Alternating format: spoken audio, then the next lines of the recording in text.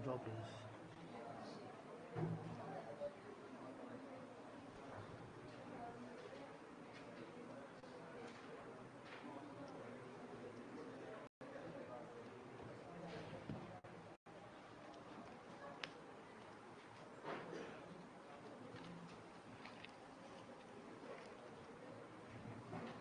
हाँ जी बच्चों, लास्ट हम कर दे प्रमोटेशन एंड कॉम्बिनेशन, और प्रमोटेशन में काफ़ी क्वेश्चन में कवर किए, तो उसमें किसी बच्चे कोई डाउट? हाँ जी, any one any doubt?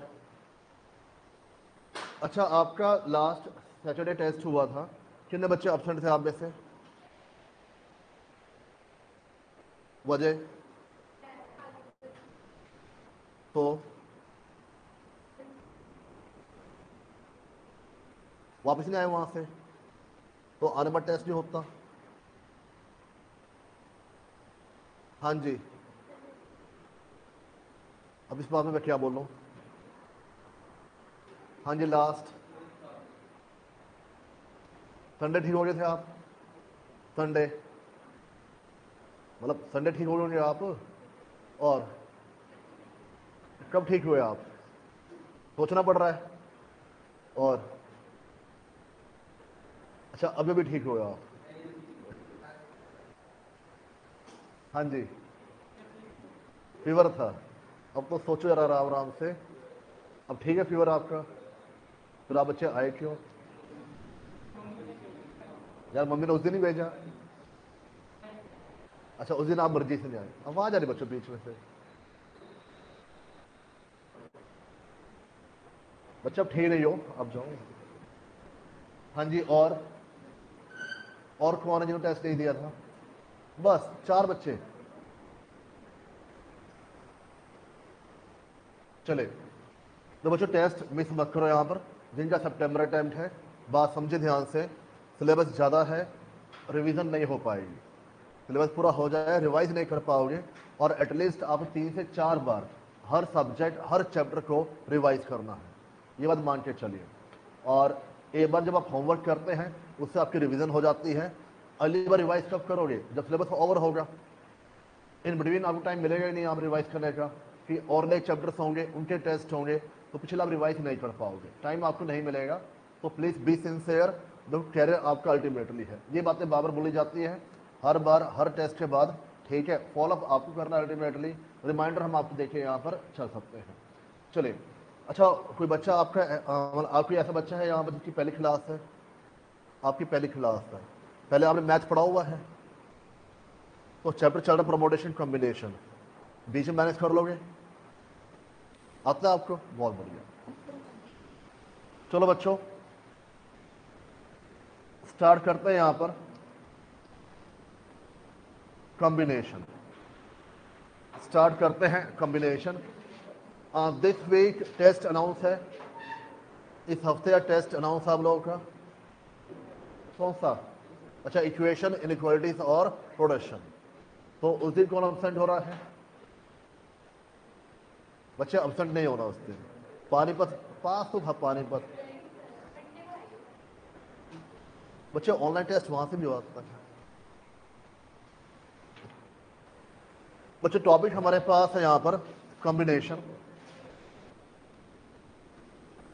Combination को प्लीज हम बोलते हैं यहाँ पर सिलेक्शन, कि जहाँ जहाँ पर सिलेक्शन होगी, जहाँ जहाँ पर सिलेक्शन होगी वहाँ पर हम कॉम्बिनेशन इस्तेमाल करेंगे। तो इसके लिए कई बार क्या होता है, आप क्वेश्चन के अंदर वर्ड ढूंढते हो कहाँ पर सिलेक्शन वर्ड इस्तेमाल है, और कई बार इस्तेमाल करता, कई बार इस्तेमाल नहीं करता। तो जहाँ पर इस्तेमाल करता वहाँ पर तो आप क्वेश्चन सोल्व कर जाते हो, पर जहाँ पर इस्तेमाल नहीं करता वहाँ कहने की दिक्कत आ जाती है। कई क्वेश्चन बच्चों आपको ऐसे आएंगे जब परमोटेशन भी अप्लाई होगा और कॉम्बिनेशन भी अप्लाई होगा। तो मेरी बात ध्यान से मेरी कोशिश करना, मैं क्या समझाने जा रहा हूं। तो मेरे पास 26 अल्फाबेट्स हैं।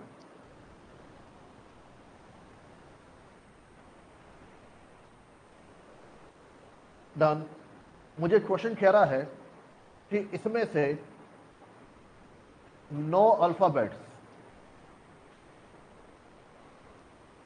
सेलेक्ट करिए 9 अल्फ़ाबेट सेलेक्ट करिए और उन 9 अल्फ़ाबेट्स को इस प्रकार अरेंज करो कि उससे हमारे पास कितने वर्ड्स बनाए जा सकते हैं। बात सुना ध्यान से, मैं क्या बोल रहा हूं। मेरे पास 26 अल्फ़ाबेट्स हैं, 26 में से 9 अल्फ़ाबेट को सिलेक्ट करके यहाँ पर चलना है, चूज करके यहाँ पर चलना है। क्या यहाँ तक जो बात कर रहे सिलेक्शन की, क्या उसने बोला है कि आपको अरेंजमेंट भी करनी है?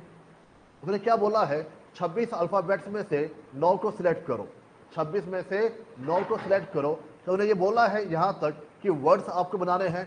नहीं, यहाँ तक सिर्फ और सिर्फ क्या बोल रहा है कि आपको अल्फ़ाबेट सिलेक्ट करके यहाँ पर चलने हैं। वर्ड्स बनाने के लिए वो आपको बाद में कह रहा है कि आपको क्या करना होगा, अरेंज करके यहाँ पर चलना होगा। बात समझे यहाँ पर।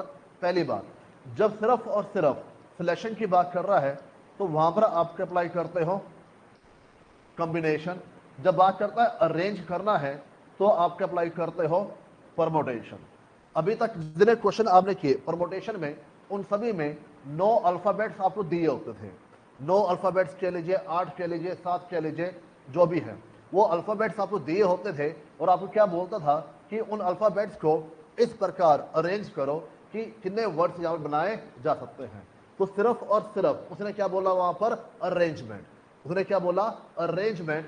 और क्योंकि खाली अरेंजमेंट की बात कर रहा है, और जब आप अरेंज करते हो, कोई अल्फ़ाबेट पहले है, कोई अल्फ़ाबेट बाद में है, उसे वर्ड्स का मतलब क्या होता है, चेंज हो जाता है।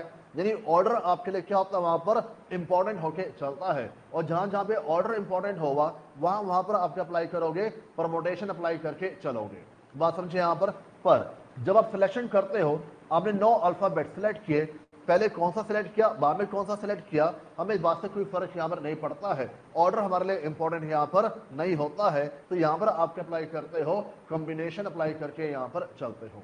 मेरी बात समझे यहाँ पर। तो अभी तक आपके पास हमेशा सिलेक्शन हो चुकी थी, सिर्फ आपको क्या करना था, अरेंजमेंट। अब आपको क्या बोलेगा, सिलेक्शन करनी है, और जहां सिलेक्शन करनी है वहां पे आप क्या अप्लाई कर दोगे, कॉम्बिनेशन। डन बच्चे यहाँ पर। दूसरी बात, कई क्वेश्चन बीच में ऐसे आएंगे जहां पे आपको बोलेगा कि पहले आपको सिलेक्शन करनी है और बाद में अरेंजमेंट करके यहाँ पर चलनी है। बात समझे यहाँ पर। तो पहले आप क्या अप्लाई करोगे, कॉम्बिनेशन, फिर बाद में क्या अप्लाई करोगे, परमोटेशन अप्लाई करके वहां पर चलोगे। डन बच्चे यहाँ पर। परमोटेशन के लिए मैंने किसी फॉर्मूले का इस्तेमाल यहाँ पर नहीं किया था, हमने अपनी जो कॉमन सेंस है उसके अकॉर्डिंग सारे क्वेश्चन यहाँ पर सॉल्व किए थे कि मेरे पास कितना एन अवेलेबल है, कितना आर अवेलेबल है, कितने बॉक्स बनते हैं, कंडीशन क्या है, और उसके अनुसार हमने क्वेश्चन सॉल्व वहां पर कर दिए। पर कॉम्बिनेशन के लिए बच्चों फॉर्मूले का इस्तेमाल करेंगे, ठीक है।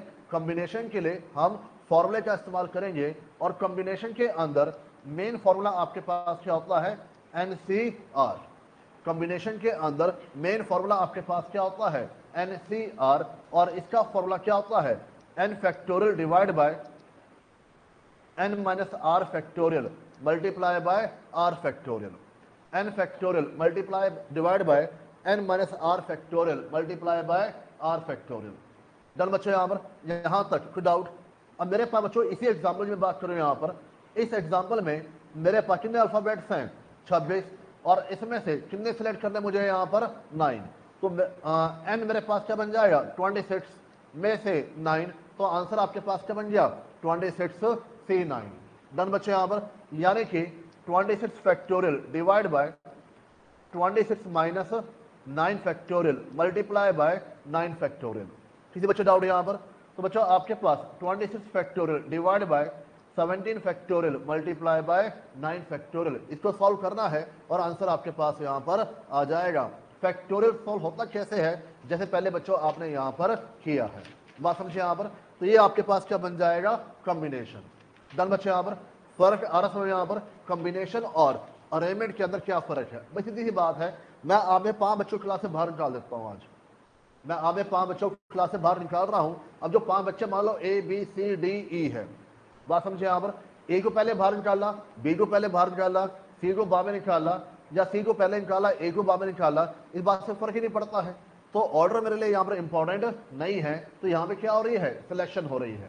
मेरी बात समझे यहाँ पर। तो यहाँ पे आप क्या अप्लाई करोगे, कॉम्बिनेशन अप्लाई करके यहाँ पर चलोगे, प्रमोटेशन की बात करके यहाँ पर नहीं चलेंगे। डन बच्चे यहाँ पर।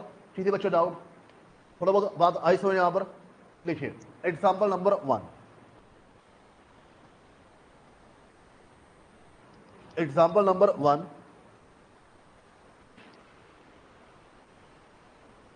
there are 5 male and 6 females. There are 5 males and 6 females.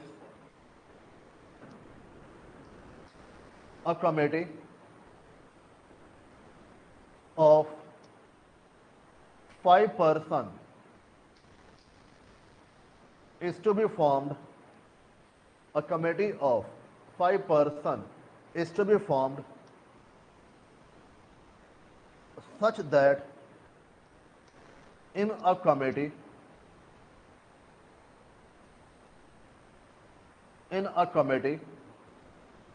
पहला point, there are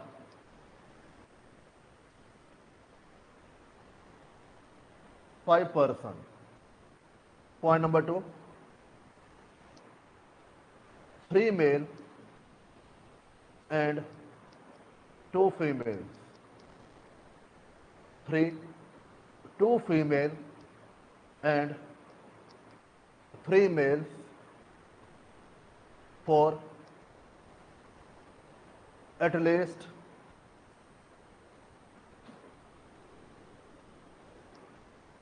3 male, 5th, at least 3 female, 6th, at most 3 male, 7, at most 3 female. बच्चों ऐसे मल्टीपल केस ही बनाए जा सकते हैं, ऐसे बहुत सारे केस ही बनाए जा सकते हैं जहां पर आपको कहीं बोल दिया 4 पर्सन होने चाहिए, 2 होने चाहिए, 3 होने चाहिए, 1 होना चाहिए। मेन बात आपके लिए यहाँ पर क्या है, हो क्या रहा है, ये बात समझ लीजिए। उसके बाद अल्टीमेटली आपके लिए आंसर यहाँ पर आ जाएगा। समझे बात यहाँ पर? यहाँ तो हो नोट डाउन। अब पहले चेक करिए आपके पास क्या बोल रहा है, there are 5 male and 6 female, यानी कि मेरे पास 5 मेल हैं और 6 फीमेल हैं। तो मैं कह सकता हूं जो टोटल पर्सन है, जो टोटल पर्सन है वो कितने हो गए यहाँ पर 11। जो टोटल पर्सन है कितने हो गए यहाँ पर 11। अब बच्चों मुझे बनानी है यहाँ पर एक कमेटी, और कमेटी के अंदर पर्सन कितने होने चाहिए यहाँ पर 5, और कमेटी के अंदर पर्सन कितने होने चाहिए यहाँ पर 5। अब इसके बाद आपको देना है कंडीशन क्या बोलती है।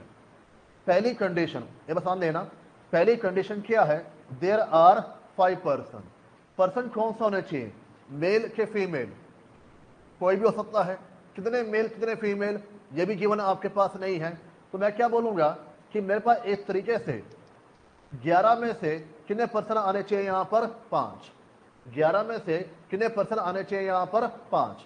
भाई 11 मेरे पास 11 पर्सन जो मेरे पास है वो कौन है, mail plus female.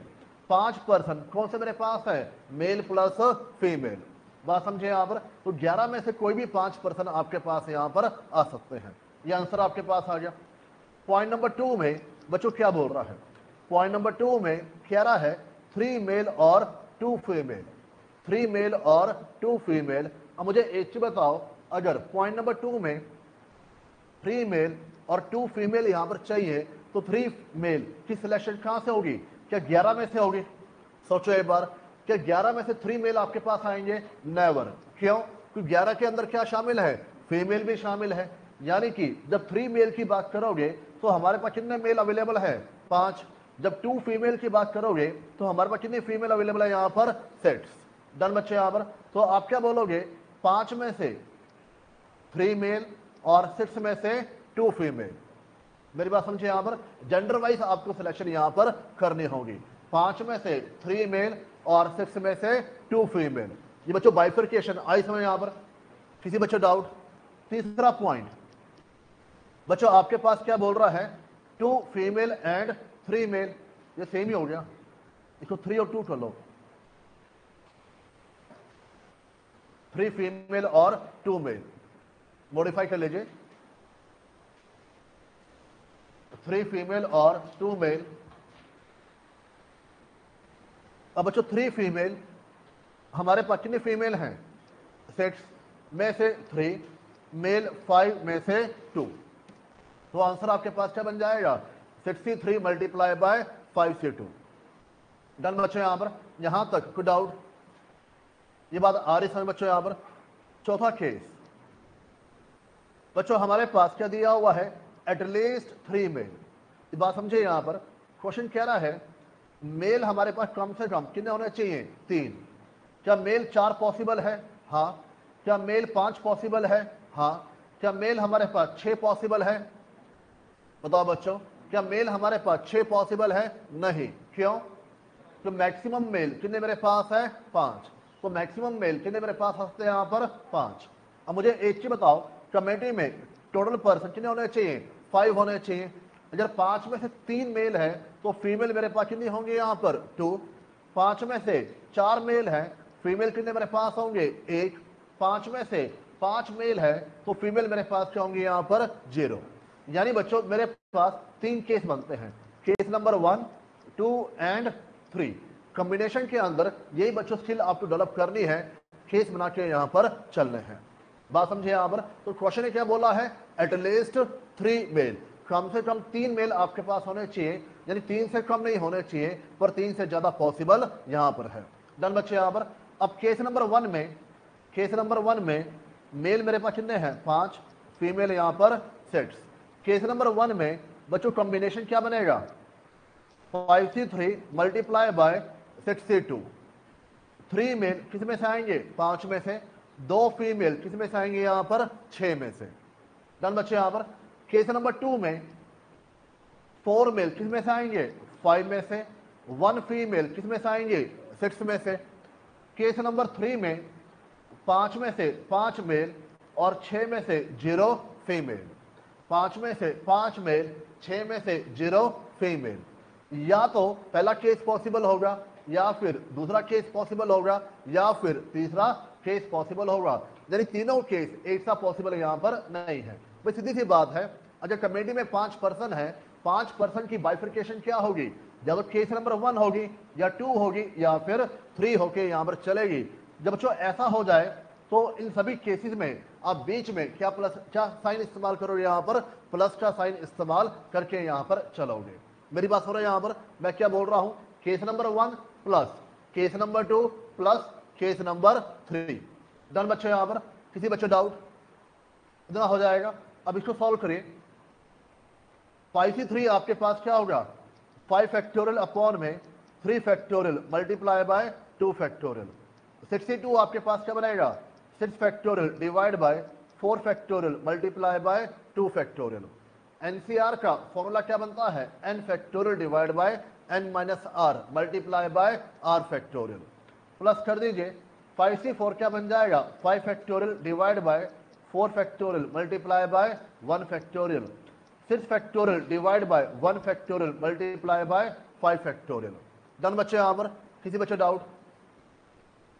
Plus 5 factorial divide by 5 factorial multiply by 0 factorial multiply by 6 factorial divide by 0 factorial multiply by 6 factorial. NCR का फॉर्मूला क्या होता है? n factorial divide by n minus R multiply by r factorial. चल बच्चे यहां पर तो basically exam में जल्दी करने के लिए आपको क्या सोचना है? n में से r को a बार माइनस कर दो और a bar as it is. तो 3 factorial multiply by 2 factorial. a bar 2 minus कर दिया और a bar 2 as it is. 4 factorial multiply by 2 factorial. इतनी बात समझते हैं यहां पर? किसी बच्चों डाउट? तो बच्चों आप इसको सॉल्व करिए। 5 इंटू 4 इंटू 3 फैक्टोरियल, या इसको डायरेक्ट कर लो ना बच्चों। 5 फैक्टोरियल आपके पास क्या होता है? 120। 6 multiply by 2 720। 24 multiply by 2 120। 24 multiply by 1 720। 1 multiply by 120। 120 divide by 120 into 1 720 divide by 1 into 720। अभी वैल्यूज आपको याद होनी चाहिए, जो मैं समझाया था आपको परमोटेशन के अंदर, थोड़ी स्पीड बच्चों यहाँ पर बढ़ जाएगी। डन बच्चों यहाँ पर। अब जहाँ जहाँ भी वैल्यू कैंसिलेशन हो रही है कैंसिल कर दीजिए और इसको सिंप्लीफाई कर लीजिए, आंसर आपके पास आ जाएगा। और ये आपके पास क्या आ जाएंगे, नंबर ऑफ केसेस की कॉम्बिनेशन में हमारे पास इतने केस बन के यहाँ पर चलते हैं। डन बच्चों यहाँ पर, इसको सॉल्व कर लीजिए।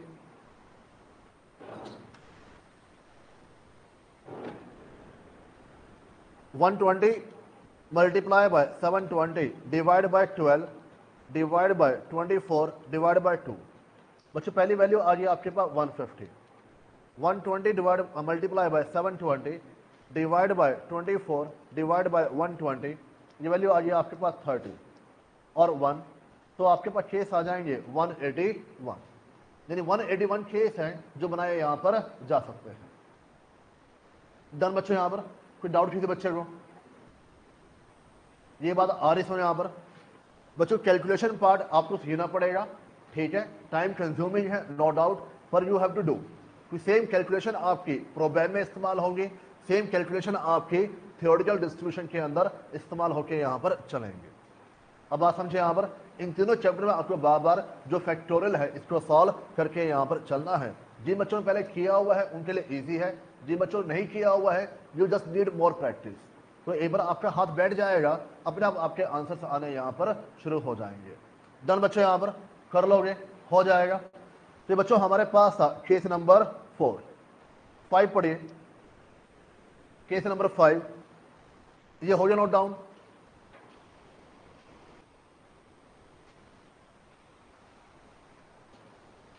केस नंबर 5, और बच्चों हमने क्या लिखा है यहाँ पर, एटलीस्ट 3 फीमेल्स, मतलब फीमेल हमारे पास कम से कम 3 होने चाहिए। क्या 4 पॉसिबल है? हाँ। क्या 5 पॉसिबल है? हाँ। क्या 6 पॉसिबल है? बोलो भाई, क्या फीमेल हमारे पास 6 पॉसिबल है? 2 ही जवाब आपके पास है, यस और नो, दोनों जवाब आ रहे हैं। यस क्यों? पर बच्चे कमेटी में हमें कितने परसेंट चाहिए? 5। कमेटी में कितने परसेंट चाहिए यहाँ पर? 5। 6 सिलेक्ट करोगे क्यों जब कमेटी में आपको 5% यहाँ पर चाहिए? मेरी बात समझे यहाँ पर। और अगर आपके पास टोटल 5% चाहिए, जिसमें से 3 फीमेल है, तो 2 मेरे पास क्या होंगे? मेल। 5 में से 4 फीमेल है तो 1 मेरे पास क्या होगा? मेल। 5 में से 5 फीमेल है तो मेल मेरे पास कितने होंगे यहाँ पर? 0। डन बच्चों यहाँ पर, ये केस आपको डेवलप करने हैं। अब बच्चों फीमेल सेट्स हैं, मेल 5 है, तो केस नंबर 1 में कॉम्बिनेशन आप कैसे इस्तेमाल करोगे? 3 फीमेल की सिलेक्शन कितने में से होगी? 6 में से, और 2 मेल की सिलेक्शन कितने में से होगी? 5 में से। 63 मल्टीप्लाई बाय 5 से 2 प्लस 6 में से 4, 5 में से 1 प्लस 6 में से 5, 5 में से 0, 6 में से 5, 5 में से 0, क्या हुआ? अच्छा 3 ऐड। डन बच्चों यहाँ पर। अब एक तरीका आपके पास क्या है, सामने देखो एक बार। एक तरीका आपके पास क्या है, एनसीआर का formula, N factorial divide by N minus R multiply by R factorial. मेरी बात हो रही है यहाँ पर। इसका एक एडवांस वर्जन भी है जो समझाया था आपको प्रोमोटेशन के अंदर। क्या? जो आर की वैल्यू है, उतने आप क्या लिखते हैं यहाँ पर? फैक्टर्स। जो आर की वैल्यू है उतने क्या लिखते हैं यहाँ पर? फैक्टर्स।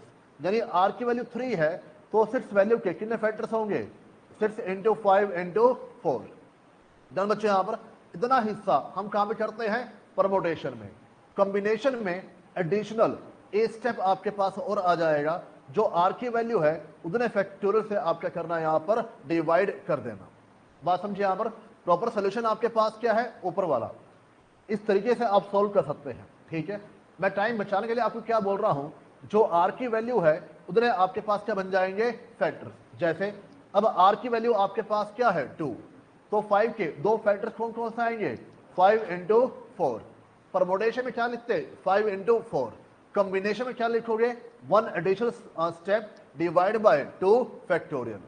डन बच्चों, यहां पर किसी बच्चों डाउट? टाइम बच्चों बच जाएगा, ठीक है। प्लस बच्चों आर की वैल्यू 4 है, कितने फैक्टर्स मेरे पास होंगे? 4। कौन कौन से? 6 into 5 into 4 into 3 divide by 4 factorial.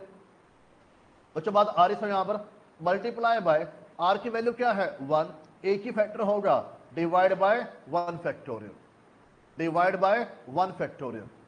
Plus करिए आर की वैल्यू क्या है? 5, कितने फैक्टर आपके पास होंगे? 5, डिवाइड बाय 5 फैक्टोरियल। और जहां आर की वैल्यू 0 होती है ना, वहां हमेशा वैल्यू आपके पास क्या आएगी? 1।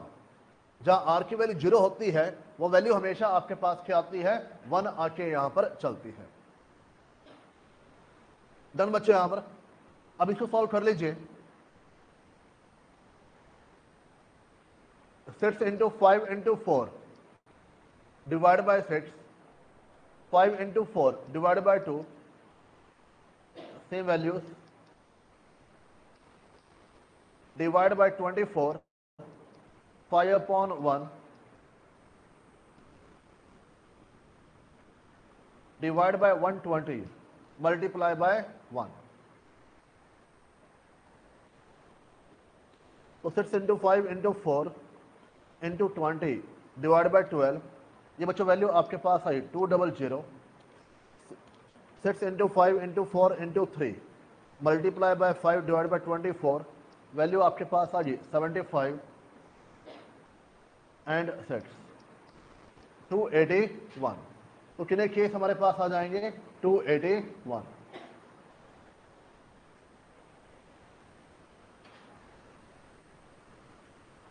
डन बच्चों, यहां पर किसी बच्चों डाउट?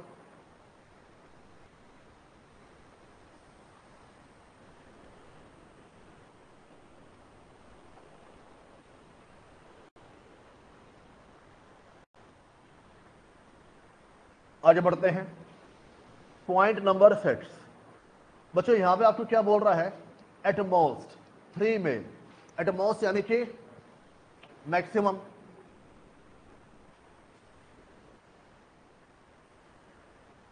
मैक्सिमम मेल कितने होने चाहिए? यहां पर 3, 3 से ज्यादा पॉसिबल नहीं है। यानी 2 पॉसिबल है, 1 पॉसिबल है और 0 भी पॉसिबल है। ये बात ध्यान रखना, 3 से ज्यादा आपके पास यहां पर नहीं होने चाहिए। अब बच्चों टोटल मेंबर कितने होने चाहिए? यहां पर 5, और 5 में से 3 मेल है तो फीमेल हमारे पास कितनी होंगी? यहां पर 2। 5 में से 2 मेल है तो फीमेल हमारे पास कितने होंगे? यहां पर 3। 5 में से 1 मेल है तो फीमेल हमारे पास कितनी होंगी? यहां पर 4। 5 में से 0 मेल है तो 5 की 5 हमारे पास क्या होंगे? यहां पर फीमेल बन जाएंगे। डन बच्चे, यहां पर ऐसे एग्जाम में क्वेश्चन आते हैं और बहुत बार एग्जाम में क्वेश्चन आते हैं। बात आसान की नहीं है, बात टाइम कंज्यूमिंग की है। बात समझे यहां पर? अब बच्चों मेरे पास मेल कितने हैं? 5, फीमेल कितनी मेरे पास है? यहां पर 6। बनाइए, हमारे पास 4 केस यहाँ बनते हैं। पहले केस के लिए आप क्या बोलोगे? 5 में से 3 मेल, 6 में से 2 फीमेल। रीड कर पा रहे हो मैं क्या बोल रहा हूं? 5 में से 3 फीमेल, सॉरी 5 में से 3 मेल, 6 में से 2 फीमेल, पहला केस। प्लस दूसरा केस, 5 में से 2 मेल, 6 में से 3 फीमेल, प्लस 5 में से 1 मेल, 6 में से 4 फीमेल, प्लस 5 में से 0 मेल और 6 में से 5 फीमेल। डन बच्चे, यहां पर तो 4 केस बनते हैं आपके पास यहां पर। इन चारों को सॉल्व यहां पर करिए, आंसर आपके पास यहां पर आ जाएगा। अब तरीका बच्चों समझा दिया मैंने यहां पर। सॉल्यूशन का पार्ट आप खुद अपने आप करेंगे, सोल्यूशन का पार्ट आप खुद अपने आप करेंगे, वो काफ़ी टाइम कंज्यूमिंग हमारे लिए हो जाएगा और जो मेन पॉइंट्स हैं हमारे कहने की वो फिर यहाँ पर कॉम्प्रोमाइज़ हो जाएंगे। डन बच्चे, यहाँ पर तो सोल्यूशन पार्ट आप खुद करेंगे ताकि आपकी प्रैक्टिस भी हो जाए, जिन बच्चों को प्रैक्टिस यहाँ पर नहीं है, जो पहली बार यहाँ पर कर रहे हैं। डन बच्चे, यहाँ पर हो जाएगा। इसकी वैल्यू वैसे आ रही होगी आपके पास, ये 150 आ रहा होगा और ये तो पिछला केस ही हो गया ना आपके पास, 200 75 एंड 6। 281 में 150 प्लस कर दीजिए 431। मेरे हिसाब से 430 बनाना चाहिए।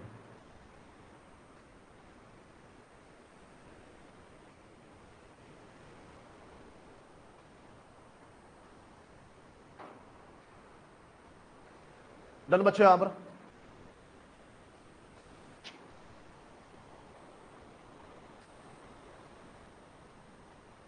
हाँ जी, किसी बच्चे को doubt? Point number 7, point number 7, solution part बच्चा बाद में करना, मैं आपको यही समझाऊंगा, ठीक है? और अगर सोल्यूशन गलती हो रही है आप मुझसे अलग से यहाँ पर पूछ लीजिएगा। डन बच्चे यहाँ पर कर लोगे? बच्चों पॉइंट नंबर 7 में आपके पास क्या बोल रहा है? एट मोस्ट 3 फीमेल, यानी कि फीमेल हमारे पास मैक्सिमम कितनी होनी चाहिए? 3 या 3 से कम, 3 या 3 से कम। मुझे एक चीज बताओ, और जो फीमेल 3 है कमेटी में 5% चाहिए, तो मेल हमारे पास कितने होंगे यहाँ पर? 2, 5 में से 2 मेल 3, 5 में से 1 मेल 4, 5 में से 0 मेल 5। डन बच्चे यहाँ पर? किसी बच्चे डाउट? तो अगेन फीमेल हमारे पास 6 है, मेल हमारे पास 5 है। तो बनाइए केसेस यहाँ पर, combination 63 multiply by 5C2, 62 multiply by 5C3, 61 multiply by 5C4, 60 multiply by 5C5। Done बच्चे यहाँ पर? तो आपके पास ये 4 केस बन गए हैं। अगेन आपको सॉल्व करना है और प्लस कर दीजिए, वैल्यू आपके पास यहाँ पर आ जाएगी। कितनी वैल्यू आ रही है? निकाला नहीं अभी? फिर क्या कर रहे हो?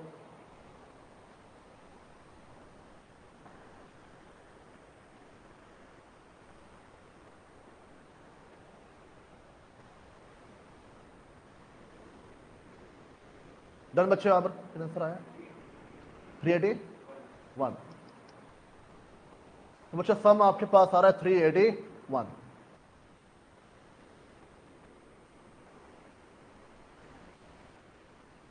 इसी में पॉइंट नंबर 8 जो कई बार आपसे पूछ लेता है, पॉइंट नंबर 8 कर लो बच्चे यहां तक? किसी बच्चे डाउट?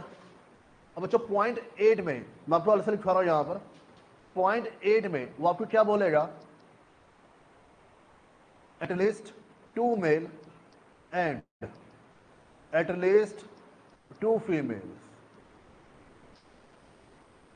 मतलब वो जो चाहे कॉम्बिनेशन आपको कह सकता है। अब मेरी बात समझे यहां पर? उसकी choice ultimately at least 2 male at least 2 female, मतलब मेल और फीमेल कम से कम कितने होने चाहिए यहां पर? 2, कम से कम 2। बच्चों सम हमारे पास कितना होना चाहिए? 5। भाई कमेटी में 5% चाहिए। अब इसका ये मतलब हुआ कि 5 में से 4 तो मेरे फिक्स हो गए, 2 मेल और 2 फीमेल। और जो 5वां पर्सन है वो कहां से आएगा? या तो मेल में से या फिर फीमेल में से। जो 5वां पर्सन वो कहां से आएगा? या तो मेल में से या फिर फीमेल में से। क्या इसके अलावा और कोई कॉम्बिनेशन पॉसिबल है? क्या मैं कह सकता हूं कि 4 मेल हो 1 फीमेल हो? सोचो एक बार। नहीं। क्यों? क्योंकि कंडीशन क्या है? 2 आपके पास क्या होनी चाहिए? फीमेल होनी यहां पर चाहिए। यानी 2 ही केस बनेंगे आपके पास यहां पर। पहले केस के मुताबिक हमारे पास कॉम्बिनेशन क्या बन जाएगा? 5C3 मल्टीप्लाई बाय 6C2, और दूसरे कॉम्बिनेशन के according 5C2 multiply by 6C3, 5C2 multiply by 6C3। Done बच्चों यहां पर?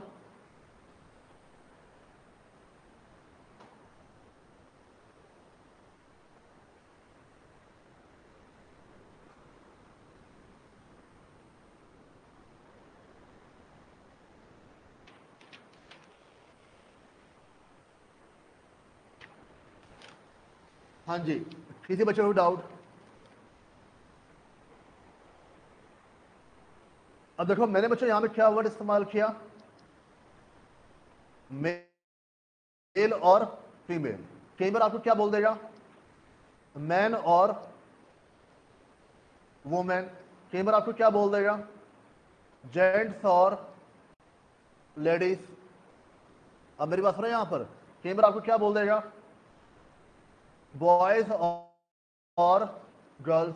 कई बार आपको क्या बोल देगा, रिलेटिव और नॉन रिलेटिव। अल्टीमेटली वो क्या कर रहा है, जो नंबर ऑफ पर्सन है उनको क्लासिफाई कर रहा है कैटेगरीज के अंदर, 2 में, 3 में, 4 में। कई बार आपको क्या बोल देगा,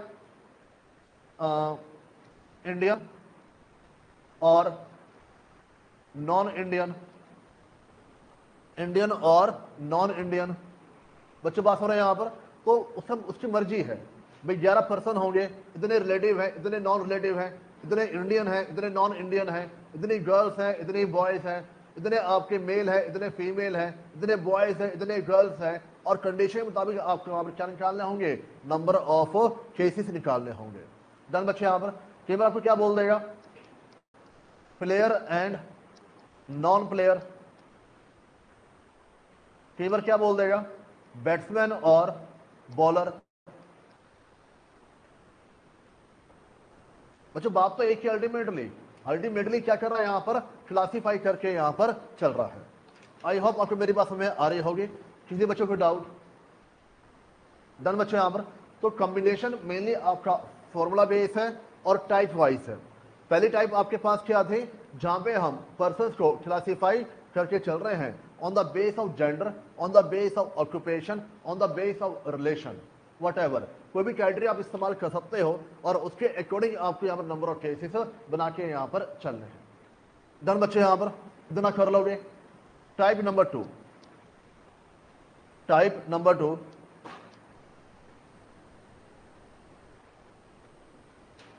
ये हो जाए नोट डाउन, फिर रह जाओ आप में से।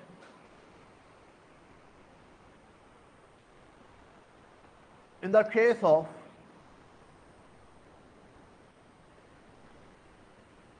geometry, in the case of geometry,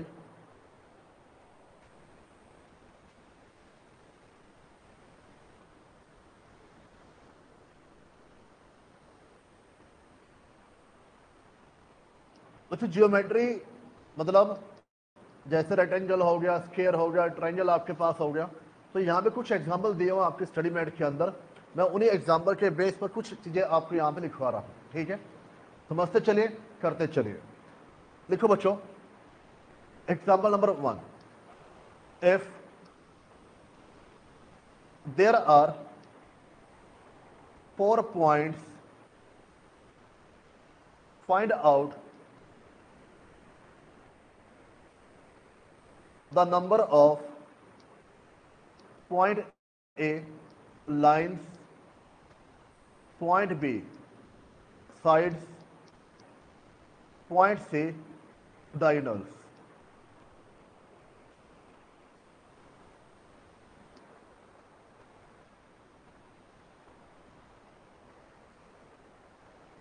बच्चों हमारे पास 4 पॉइंट्स यहाँ पर दिए हुए हैं और 3 चीजें हमें यहाँ पर निकालनी है।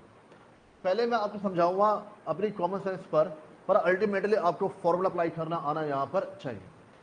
पॉइंट्स बच्चों बेसिकली क्या होते हैं, मान लो एक लाइन आपने ड्रॉ की, एक लाइन आपने ड्रॉ की, तो जहां से स्टार्ट किया जहां फिनिश किया 2 पॉइंट्स आपको यहाँ पर चाहिए होंगे।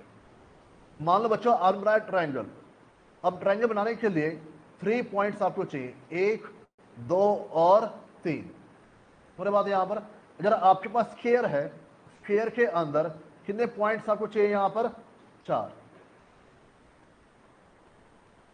डन बच्चे। यहाँ पर तो इनको आप क्या बोलते हो, यहाँ पर पॉइंट्स कह के यहाँ पर चलते हो।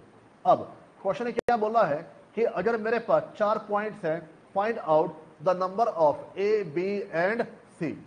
सोचिए आराम से कि अगर मेरे पास 4 पॉइंट्स हैं, 1, 2, 3 और 4, इन चारों पॉइंट्स को आप आपस में कैसे मिला सकते हो, इन चारों पॉइंट्स को आपस में कैसे मिला सकते हो।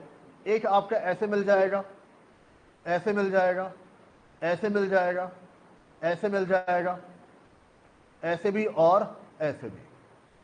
इसके अलावा और कोई तरीका नहीं है जहां से हम पॉइंट्स को आपस में मिला के यहां पर चल सके। डन बच्चे। यहां पर तो अगर मैं आपसे पूछूं यहां पर कि मेरे पास कितनी लाइंस हैं, लाइन्स यानी कि जो भी लाइन आपके पास है, मेरे पास कितनी लाइन्स बच्चों यहां पर है, 1, 2, 3, 4, 5 और 6। तो बच्चों लाइन्स मेरे पास कितनी हो जाएंगी यहाँ पर 6। डन बच्चों। यहाँ पर अगर आपसे पूछा जाए मेरे पास कितनी साइड्स हैं, साइड्स क्या होता है, बाउंड्री, आउटर, जो बाहर वाली है। और बच्चों बाहर वाली कितनी साइड्स मेरे पास हैं, 1 2 3 और 4 साइड्स बच्चों कितनी मेरे पास आ जाएंगी यहाँ पर 4। हमेशा ध्यान रखना जितने पॉइंट्स होते हैं ना, जितने पॉइंट्स होते हैं उतनी ही साइड्स होती हैं, जितने पॉइंट्स होते हैं उतने ही साइड्स होके यहाँ पर चलती हैं। अगर मेरे पास 4 पॉइंट्स हैं तो साइड्स मेरे पास कितनी होंगी यहाँ पर 4। डन बच्चे। यहाँ पर अगर आपसे पूछना है कि बताओ डायगोनल्स, तो बच्चों मेरे पास कितने डायगोनल्स यहाँ पर होंगे, 2। वैसे आपको मालूम होना चाहिए एटलीस्ट कि साइड्स क्या होता है, डायगोनल आपके पास क्या होता है, 10 तक का मैथ है। अब कोई बच्चा बोले सर स्क्वायर क्या होता है, तो बच्चों दिक्कत वाली बातें हैं। अब मेरी बात समझे, मैं बता दूंगा यहाँ पर स्क्वायर क्या होता है, चारों साइड्स आपके पास जहाँ पर क्या होती है, बराबर होकर चलती है। रेक्टेंगल क्या होता है, आमने सामने साइड्स क्या होती है, सेम होती है। पर उम्मीद करता हूँ आपको मालूम होना यहाँ पर चाहिए, नहीं मालूम है तो आपको ज्यादा मेहनत करने की यहाँ पर जरूरत है। अब बच्चों बात समझे यहाँ पर। अब 3 चीजें आपने निकाली, क्या यहाँ पर लाइन्स, लाइन्स यानी एवरीथिंग, चाहे आउटर है चाहे इनसाइड है, जहां भी लाइन ड्रॉ की है लाइन में काउंट हो जाएगा। साइड्स यानी कि आउटर, डायगोनल यानी कि इनसाइड। बात समझे यहाँ पर। अब मान लो 12 लाइन आपके 12 पॉइंट्स आपके पास दिए हो भाई, 4 पॉइंट्स से वर्बली आपने सॉल्व कर लिया, पर 12 पॉइंट्स आपके पास है फिर नहीं कर पाओगे। अब मेरी बात समझे यहाँ पर, फिर आपको कहना चाहिए एक फॉर्मूले का इस्तेमाल करना होगा जिसको हम क्या बोलते हैं यहाँ पर, कॉम्बिनेशन। डन बच्चे। यहाँ पर अब कॉम्बिनेशन में बात समझे यहां पर, number of diagonals equal to number of lines minus number of sides. बच्चों यहां से रीड करो, अगर 6 लाइन मेरे पास है जिसमें से 4 मेरे पास क्या है, साइड्स, 6 लाइन में से 4 मेरे पास क्या है, साइड्स, तो मुझे ये बताओ नंबर ऑफ डायगोनल कितने बचे यहां पर, 2। ये मैंने आपको क्या मेंशन किया, नंबर ऑफ डायगोनल मेरे पास क्या होंगे, number of line minus number of sides, पहली बात। दूसरी बात बच्चों, नंबर ऑफ साइड्स किसके बराबर होगा, अब इसको भूल जाओ, इस तरीके भूल जाओ। नंबर ऑफ साइड्स किसके बराबर होगा, number of points. Number of sides किसके बराबर होगा, नंबर ऑफ पॉइंट्स। कितने पॉइंट्स मेरे पास हैं, 4, तो साइड्स कितनी मेरे पास होंगी यहां पर, 4। बचा क्या आपके पास, नंबर ऑफ लाइंस। बात सुनना ध्यान से, एक लाइन के लिए मुझे कितने पॉइंट्स चाहिए, एक लाइन के लिए मुझे कितने पॉइंट्स यहां पर चाहिए, 2 पॉइंट्स यहां पर चाहिए। तो अगर मेरे पास n पॉइंट है, मेरे पास n पॉइंट है, में से हर 2 पॉइंट पर मेरे पास क्या बन जाएगी, एक लाइन बन के यहां पर चलेगी। तो फॉर्मूला आपके पास क्या बन गया, NC2। फॉर्मूला आपके पास क्या बन गया, NC2। बात समझे यहां पर, मेरे पास n पॉइंट्स हैं, एक लाइन के लिए कितने पॉइंट्स चाहिए यहां पर, 2। डन बच्चों, n मेरे पास क्या है, पॉइंट्स, 2 भी मेरे पास क्या है, पॉइंट्स। n और r का बेस हमेशा आपके पास क्या होना चाहिए, सेम होना चाहिए। n और r का बेस हमेशा क्या होना चाहिए, सेम होना चाहिए। कई बार बच्चा गलती क्या करता है, वो क्या बोलता है, n पॉइंट्स है और एक लाइन चाहिए, तो यहां पे 1 मेंशन कर दिया, तो बात नहीं बनेगी। क्यों बच्चों, n में से आप r की सिलेक्शन कर रहे हो, n में से आप r की सिलेक्शन कर रहे हो। अगर n पॉइंट्स हैं, सिलेक्ट भी क्या होंगे, पॉइंट्स होंगे। अगर n पॉइंट्स हैं तो सिलेक्ट भी आपके पास क्या होंगे, पॉइंट्स यहां पर होंगे। तो अगर मेरे पास n पॉइंट्स हैं जिसमें से 2 पॉइंट सिलेक्ट करेंगे, तो मेरे पास क्या बन जाएगी, एक लाइन बन के यहां पर चलेगी। डन बच्चे। यहां पर इस एग्जांपल में मेरे पास कितने पॉइंट्स हैं, 6, और एक लाइन के लिए कितने पॉइंट्स चाहिए मुझे यहां पर, 2। इस एग्जांपल में मेरे पास कितने पॉइंट्स हैं, 4। मेरे पास कितने पॉइंट्स हैं, 4, और एक लाइन के लिए कितने पॉइंट्स चाहिए मुझे यहां पर, 2। -4, इसको सॉल्व करिए, 4 × 3 divide by 2 factorial, -4, 6 - 4 equal to कितना आपके पास आ जाएगा, 2। तो जो नंबर ऑफ डायगोनल्स हैं बच्चों मेरे पास कितने आ जाएंगे यहां पर, 2। डन बच्चों। यहां पर ये बात आ रही है यहां पर, ये वाले क्वेश्चन एग्जाम में काफी रिपीट होते हैं। किसी बच्चे को डाउट? आगे बढ़े यहां पर। एग्जाम्पल 2,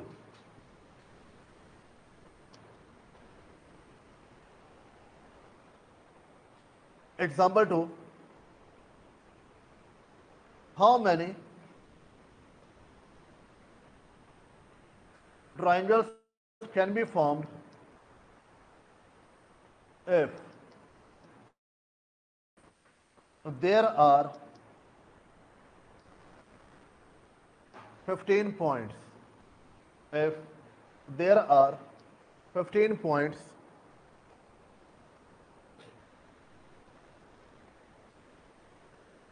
बच्चों क्वेश्चन आपके पास क्या है? How many triangle. पहले बताओ एक ट्राइंगल के लिए हमें कितने पॉइंट्स यहां पर चाहिए? 3। समझते बाद यहां पर एक ट्राइंगल के लिए हमें कितने पॉइंट्स चाहिए? यहां पर 3। तो बच्चों शेप को विजुलाइज करो। ये आपके पास शेप है 1, 2 एंड 3। तो एक ट्राइंगल के लिए कितने पॉइंट्स आपके पास होने चाहिए? 3। जबकि मेरे पास कितने पॉइंट्स हैं? 15। यानी फॉर्मूला क्या बनना चाहिए?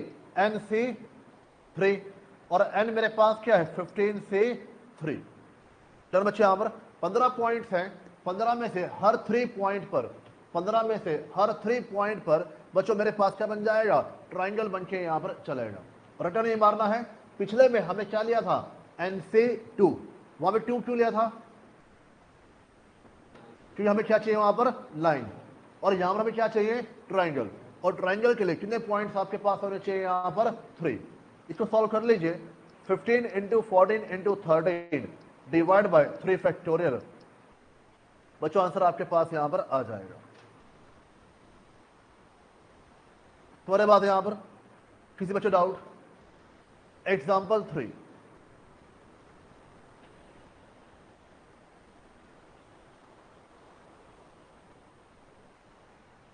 there are 8 points on circumference of a circle. There are 8 points on circumference of a circle. Find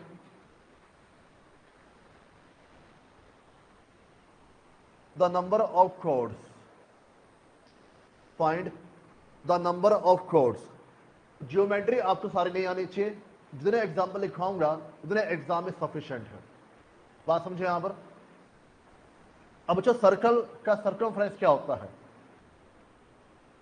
ये मान लो सर्कल आपके पास है, जो इसका आउटर है इसको आप क्या बोलते हैं यहां पर?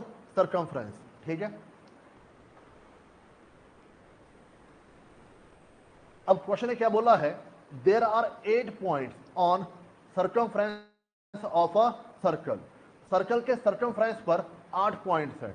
1, 2, 3, 4, 5, 6, 7, 8। डन बच्चों यहां पर। अब आपको क्या चाहिए यहां पर? Number of codes. बच्चों कोड्स क्या होता है? जब इन 2 पॉइंट्स को आपस में मिलाते हो तो ये आपके पास क्या बन जाएगा? एक कोड बन के यहां पर चलेगा। समझने के लिए आप ये कह सकते हो कि जैसे जैसे स्फीयर में साइड्स होती हैं, यहां पर आपके पास क्या है? सर्कमफ्रेंस। जैसे वहां पर क्या होता है? डायगोनल। यहां पर आपके पास क्या रहा है? कोड्स आके यहां पर चल रहे हैं। बात समझे यहां पर? अब मुझे एक चीज बताओ, एक कोड के लिए हमारे पास कितने पॉइंट्स होने चाहिए? 2। एक कोड के लिए हमारे पास कितने पॉइंट्स होने चाहिए? 2। और शेप दिमाग के अंदर है तो आपको समझ में आ रहा होगा मैं क्या कर रहा हूं। डन बच्चे यहां पर। और अगर मुझे नंबर ऑफ कोड्स निकालने हैं तो फॉर्मूला क्या बनना चाहिए? NC2। थोड़े बाद यहां पर नंबर ऑफ कोड्स निकालने हैं तो फॉर्मूला क्या बनना चाहिए? NC2। एन मेरे पास क्या है? Number of points. कितने बच्चों पॉइंट्स मेरे पास है? 8 में से 2। कितने पॉइंट्स मेरे पास हैं? 8 में से 2। यानी 8 इंटू 7 डिवाइड बाई 2 फैक्टोरियल। कितना बच्चों आंसर आपके पास आ जाएगा? 28। कितना आंसर आपके पास आ जाएगा? 28। डन बच्चों यहां पर किसी बच्चे डाउट? एक डाउट आया कि सर ट्रायंगल के समझा दीजिए। बच्चे मुझे एक चीज बताओ, एक ट्राइंगल में कितने पॉइंट्स आपको चाहिए? 3। और जब मेरे पास n पॉइंट है, 3 पॉइंट पर एक ट्राइंगल बनेगा, तो आपके पास क्वेश्चन के अंदर 15 पॉइंट है, तो कॉम्बिनेशन क्या बन जाएगा? 15C3। तो इसको आप सॉल्व कर लीजिए, आंसर आपके पास आ जाएगा। बच्चों जियोमेट्री में ग्राफ को विजुलाइज करिए। लाइन है, ट्राइंगल है, कोड आपके पास है, हर चीज को आपको सोचना होगा। लाइन के अंदर एक लाइन में कितने पॉइंट्स आपको चाहिए? 2। ट्राइंगल में कितने पॉइंट चाहिए? 3। कोड्स में कितने पॉइंट आपके पास चाहिए? यहां पर 2। तो फॉर्मूला आपके पास क्या हुआ? NC2 NC3 NC2। n आपके पास क्या है? Number of points. जब क्वेश्चन दिया होगा उतने पॉइंट्स आप लेके यहां पर चलोगे। डन बच्चों? यहां पर यहां तो कोई डाउट? हाँ जी, online example 4।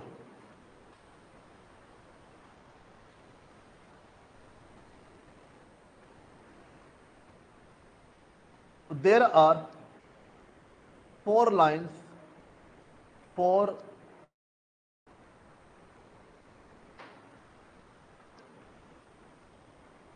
parallel lines in set A and 3 parallel line in set B. Find the number of parallelogram find the number of parallelogram.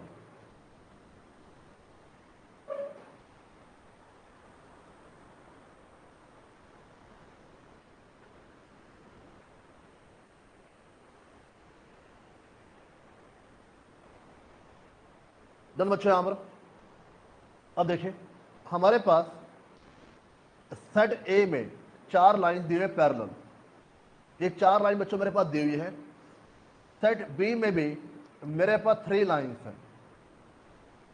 Set ए में 4 लाइन्स है, सेट बी में 3 लाइन्स है। बच्चों पैरेललोग्राम की शेप क्या होती है?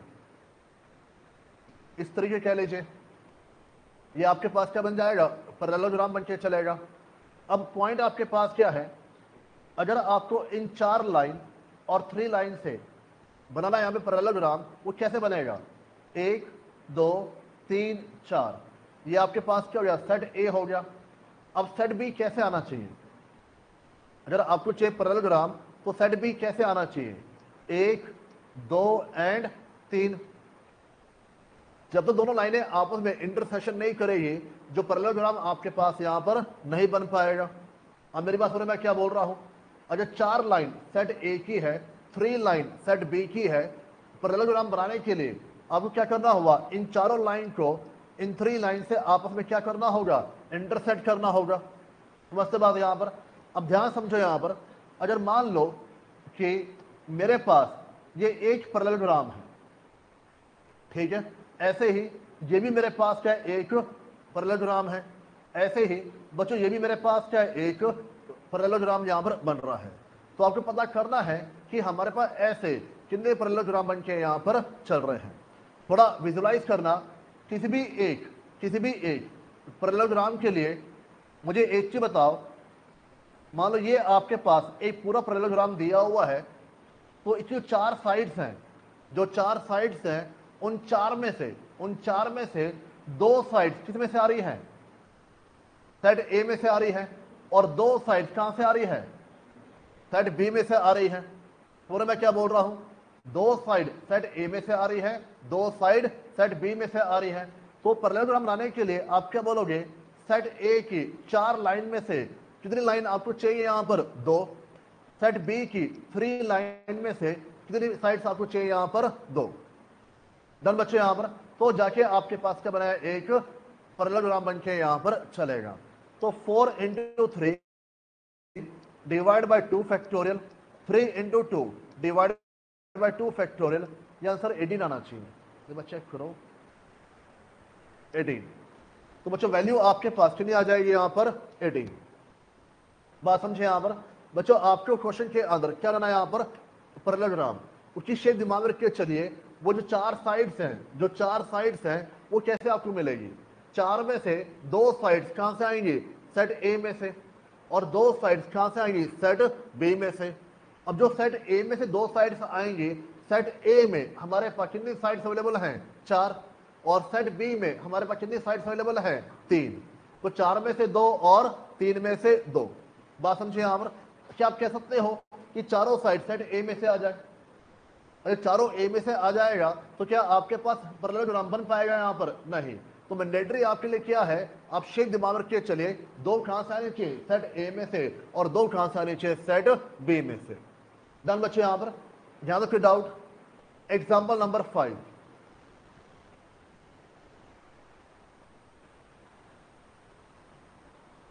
Example number 5,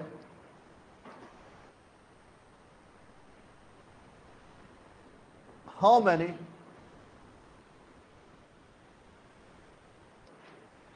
triangle can be formed if 4 points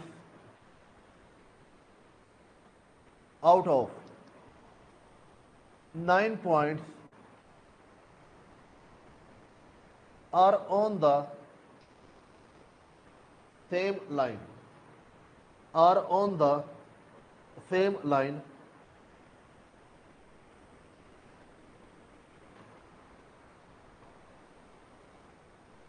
बच्चों आपको कह रहा है हाउ मेनी ट्राइंगल, एक ट्राइंगल के लिए कितने पॉइंट्स आपको चाहिए? यहां पर 3। एक ट्राइंगल के लिए कितने पॉइंट्स आपको चाहिए? यहां पर 3। और नंबर ऑफ ट्राइंगल के लिए बेसिक फॉर्मूला क्या बनेगा? NC3। भाई n पॉइंट्स में से हर 3 पॉइंट पर मेरे पास क्या बन जाए? एक ट्राइंगल बन के यहां पर चलेगा। अब वो कह रहा है बच्चों हमारे पास टोटल कितने पॉइंट्स हैं? 9। टोटल कितने पॉइंट्स हैं? 9 में से जो 4 पॉइंट्स हैं वो ऑन द सेम लाइन है। सेम लाइन का मतलब क्या? यहां पर कोलिनियर है। सेम लाइन का मतलब क्या? यहां पर कोलिनियर है। बात सुना ध्यान से, मैं क्या बोल रहा हूं। मेरे पास 9 पॉइंट्स हैं, जिसमें से 4 पॉइंट एक ही लाइन पर है, बाकी 5 इधर उधर हैं। बाकी 5 इधर उधर हैं, पर 4 पॉइंट्स एक ही लाइन पर हैं। अब मुझे एक चीज बताओ, अगर एक ही लाइन पर चारों पॉइंट्स दिए हुए हैं और उन पॉइंट्स को आपस में मिलाओगे, क्या कोई ट्रायंगल आपके पास बन पाएगा? नहीं। जब चारों पॉइंट्स एक ही लाइन पर है, उन 4 पॉइंट्स को आपस में मिलाओगे तो क्या कोई ट्रायंगल बन पाएगा? नहीं। और आपको याद हो बचपन की बातें, एरिया ऑफ ट्रायंगल, जहां पे पॉइंट्स क्या होते हैं? कॉलिनियर, वहां एरिया ऑफ ट्रायंगल हमेशा आपके पास क्या होता है? 0 होके चलता है। इसी वजह से कि आपके पास ट्रायंगल बन नहीं पाता है, और हम क्या बोलते हैं? एरिया ऑफ ट्रायंगल क्या हो जाएगा? 0 हो जाएगा। याद नहीं है तो दिक्कत वाली बात नहीं है बच्चों। पॉइंट अब आपके पास क्या है? अगर मुझे ये पता करना है, सिंपल ही क्या था, 9 पॉइंट्स हैं और पता करो कितने ट्रायंगल आपके पास है। जो पहले हमने किया था, तो आंसर आपके पास क्या बनता है? यहां पर 9C3। बात समझे यहां पर अब उसने क्या बोला है कि मेरे पास जो 9C3 है, टोटल नंबर ऑफ ट्रायंगल है, उसमें से 4 पॉइंट्स ऐसे हैं जो एक ही लाइन पर है। उसमें से 4 पॉइंट्स ऐसे हैं जो एक ही लाइन पर है, और उन पॉइंट से जो ट्रायंगल बनेंगे यहां पर नहीं बन पाएंगे। उन पॉइंट से मेरे पास इतने ट्रायंगल यहां पर नहीं बन पाएंगे। आई रिपीट, मैं क्या बोल रहा हूं बच्चों? 9C3 मेरे पास क्या बनेगा? Total number of triangle, total number of triangle. 4C3 मैं क्या बोल रहा हूं? Number of triangle that can not be formed, that can not be formed. वो ट्रायंगल हम जो नहीं बना पाए, वो ट्रायंगल हम जो यहां पर नहीं बना पाए। तो 9 में से 4 पॉइंट्स ऐसे हैं जो एक ही लाइन में होने की वजह से उतने ट्रायंगल यहां पर नहीं बन पाए। नहीं समझे बात? देखो बच्चों, मेरे पास 9 पॉइंट्स हैं, 1 2 3 4 5 6 7, 8, 9। समझो बात को ध्यान से, यहां पर 9 पॉइंट्स है। अगर मुझे निकालना नंबर ऑफ ट्राइंगल, तो बात समझो हर पॉइंट आपस में मिलकर एक ट्राइंगल बना के यहां पर चल रहा है। हर पॉइंट आपस में मिलकर एक ट्राइंगल आपके पास यहां पर बना रहा है।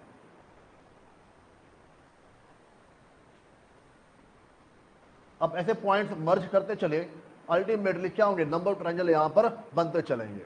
बात समझे यहां पर? तो यहां से आपके पास क्या आ जाए, total number of triangle, total number of triangle. अब उसने क्या बोल दिया, इन 9 में से 1, 2, 3 और 4 पॉइंट एक ही लाइन पर है। अब मुझे एक चीज बताओ, जो पॉइंट्स एक ही लाइन पर है, सीधी लकीर पर है, क्या उनके आपस में कोई ट्रायंगल बन पाएंगे? नहीं, उनके आपस में कोई ट्रायंगल यहां पर नहीं बन पाएंगे। अगर ये पॉइंट्स ऊपर नीचे होते, ये पॉइंट्स ऊपर नीचे होते, तो इनके आपस में क्या बन जाते, ट्रायंगल बन के यहां पर चलते। डन बच्चे यहां पर, क्योंकि एक ही लाइन पर है, इधर ट्रायंगल आप यहां पर नहीं बना पाओगे। तो हमने क्या बोला, 9C3 में 4 पॉइंट्स एक ही लाइन पर है और ये ट्रायंगल हम यहां पर नहीं बना पाएंगे। तो 9C3 माइनस 4C3। अब कई बच्चे सोच रहे होंगे, सर 9 की बजाय 5 ले लो, मे बी कि 9 की बजाय 5 यहां पर ले लो। तो बच्चों मेरी बात सुनो ध्यान से, जो 4 पॉइंट्स एक ही लाइन पर है उनके आपस में ट्रायंगल नहीं बन पाएंगे, तो जो बाकी 5 पॉइंट है उनसे मिला के उनके ट्रायंगल बन के यहां पर चल सकते हैं। तो आपको क्या करना होगा, टोटल में से 4 पॉइंट के आपस में जो ट्रायंगल है वो आप नहीं बना पा रहे हो, बात समझिए यहां पर उन पॉइंट का इस्तेमाल बाकी पॉइंट से करके आप नंबर ऑफ ट्रायंगल बना के यहां पर चल सकते हो। इसलिए आप ये नहीं बोलोगे कि 9 में से 4 माइनस कर दो और आंसर क्या ले लो यहां पर 5C3। 5C3 आपका आंसर यहां पर नहीं बनेगा। आपको टोटल में से क्या माइनस करना होगा, वो ट्रायंगल जो 4 पॉइंट के आपस में यहां पर नहीं बन पाएंगे। तो आप क्या बोलोगे, 9C3 माइनस 4C3। डन बच्चों, यहां पर क्या बोलोगे, 9C3 माइनस 4C3। डन बच्चों यहां पर, इसमें कोई डाउट? तो बात सुनना ध्यान से, यही 5 एग्जाम्पल है ज्योमेट्री के जो आपसे बार बार यहां पर पूछेगा। पहला पॉइंट आपके पास क्या था कि नंबर ऑफ लाइंस या नंबर ऑफ साइड्स या नंबर ऑफ डायगोनल। दूसरा पॉइंट बच्चों आपके पास क्या था, नंबर ऑफ ट्राइंगल। तीसरा पॉइंट आपके पास क्या था, नंबर ऑफ कॉर्ड्स। और चौथा पॉइंट आपके पास क्या था, नंबर ऑफ पैरेललोग्राम। ठीक है, पांचवा पॉइंट बच्चों आपके पास कौन सा आ रहा है, number of triangle where some points are on the same line. जब कुछ पॉइंट्स आपके पास सेम लाइन पर है या सम पॉइंट्स आर कोलिनियर, एक ही बात है। तो इन दैट केस आप क्या करोगे, टोटल में से कितने ट्रायंगल यहां पर नहीं बन पाएंगे, टोटल में से कितने ट्रायंगल यहां पर नहीं बन पाएंगे। बचे वैल्यू आपके लिए क्या बन जाएगी यहां पर, number of triangle that can be formed. बात आ रही समझ यहां पर, किसी बच्चों doubt?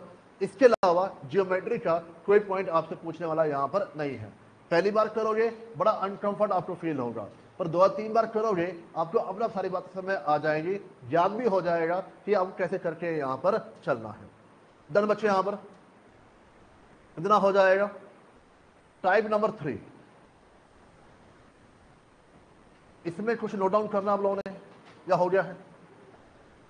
All done. Type number 3,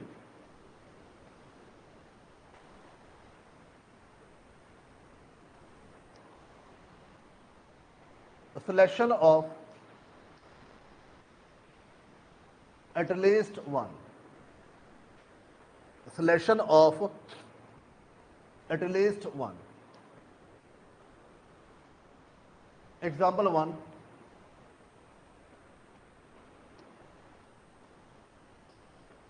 a person has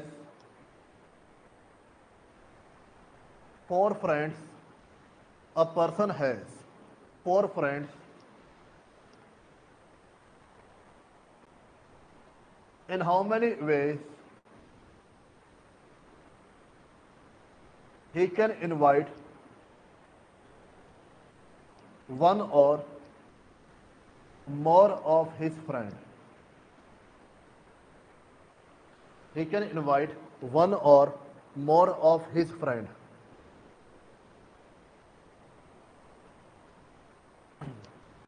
बच्चों एक पर्सन के 4 फ्रेंड्स हैं, यानी n की वैल्यू क्या है 4, कम से कम कितने फ्रेंड्स को इनवाइट करना है 1, यानी कि 4 में से 1, 4 में से 2, 4 में से 3 या 4 में से 4। मैंने सही किया गलत किया? 4 में से 1, 4 में से 2, 4 में से 3 या 4 में से 4। सोचो आराम से, मैंने सही किया गलत किया? मैं सही बोल रहा हूं गलत बोल रहा हूं? यहां पर कंडीशन आपके पास क्या है 1 और मोर, यानी कि 1 और मोर का मतलब क्या यहां पर एटलीस्ट 1 और मोर का मतलब क्या यहां पर एटलीस्ट 1, कम से कम एक फ्रेंड क्या होना चाहिए इनवाइट होना चाहिए, कम से कम एक फ्रेंड क्या होना चाहिए इनवाइट होना चाहिए। बात समझे यहां पर? यानी एक से ज्यादा भी पॉसिबल है पर मिनिमम कितने फ्रेंड इनवाइट होने चाहिए यहां पर 1। तो बच्चों एक चीज बताओ, अगर 4 में से एक ही फ्रेंड है तो कॉम्बिनेशन क्या बन जाएगा 4C1। 4 में से एक ही फ्रेंड है तो कॉम्बिनेशन क्या बन जाएगा 4C1। पर क्या एक ही होगा? 2 भी हो सकते हैं, 4 में से 2, 4 में से 3 या 4 में से 4। डन बच्चे यहां पर? तो आपके पास 4 केस बनते हैं और जहां केस बनेंगे बीच में आपके पास क्या आ जाएगा प्लस, जहां केस बनेंगे बीच में बच्चों आपके पास क्या आ जाएगा plus. 4C1, 4C2, 4C3 and 4C4। Done बच्चे यहां पर? पहली टाइप आपके पास क्या थी क्लासिफिकेशन ऑफ जेंडर, दूसरी टाइप आपके पास क्या थी जियोमेट्री। अब हम किसकी बात कर रहे हैं यहां पर एटलीस्ट 1, 4 में से 1, 4 में से 2, 4 में से 3 या 4 में से 4। डन बच्चे यहां पर? इसको प्लस करोगे कितनी वैल्यू आपके पास आ रही है 15 आनी चाहिए। इन चारों वैल्यू निकाल के प्लस करोगे तो बच्चों वैल्यू आपके पास आएगी यहां पर 15। डन बच्चे यहां पर? अब बात सुनना ध्यान से, यहां पे एक तरीका और है, यहां पर एक तरीका आपके पास और है। कैसे? क्वेश्चन के अंदर आपको क्या बोल रहा है कि किसी फ्रेंड को इनवाइट किया जाए या फिर ना किया जाए। दो ही चॉइस हमारे पास है, हर फ्रेंड के लिए दो ही चॉइस है, या तो हम उसको बर्थडे पार्टी में बुलाएंगे या फिर नहीं बुला के यहां पर चलेंगे। तो जितनी चॉइस है वो बेस में आ जाएगा, जितनी चॉइस है वो बेस में आ जाएगा। ठीक है, पावर में क्या लोगे नंबर ऑफ फ्रेंड्स, पावर में क्या लोगे नंबर ऑफ फ्रेंड्स। तो बेस में आपके पास क्या आएगा चॉइस, पावर में क्या लोगे नंबर ऑफ फ्रेंड्स। तो आपके पास क्या 2 की पावर 4। अब मुझे एक चीज बताओ, क्वेश्चन ने आपको क्या बोला है, क्वेश्चन ने आपको क्या बोला है कि कम से कम एक फ्रेंड को इनवाइट करके यहां पर चलना है, कम से कम एक फ्रेंड को इनवाइट करना है। मुझे एक चीज बताओ, वैसे वैसे आपके पास क्या था नंबर ऑफ चॉइस कितने मेरे पास है 2, वैसे नंबर ऑफ चॉइस कितने मेरे पास है 2, या इनवाइट करेंगे या इनवाइट नहीं करेंगे। पहले फ्रेंड के लिए 2 चॉइस है, इनवाइट करेंगे या फिर इनवाइट नहीं करेंगे। दूसरे फ्रेंड के लिए 2 चॉइस है, इनवाइट करेंगे या फिर इनवाइट नहीं करेंगे। तीसरे फ्रेंड के लिए 2 चॉइस है, इनवाइट करेंगे या फिर नहीं करेंगे। चौथे फ्रेंड के लिए भी 2 चॉइस है, इनवाइट करेंगे या फिर नहीं करेंगे। तो कुल मिलाकर कितनी चॉइस मेरे पास होगी यहाँ पर 16। कुल मिलाकर कितनी चॉइस मेरे पास होगी यहाँ पर 16।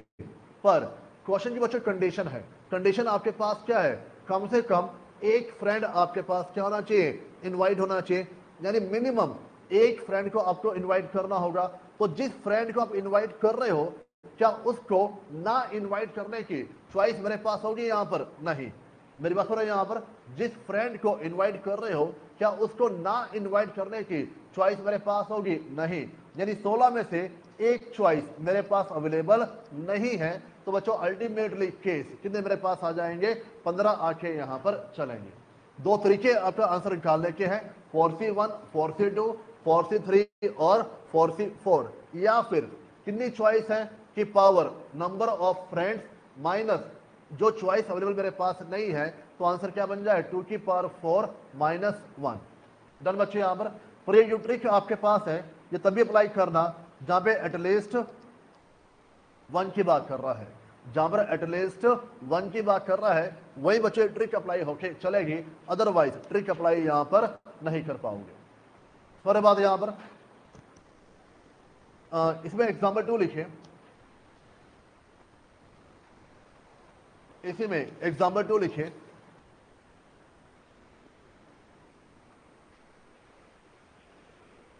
There are 4 electric appliance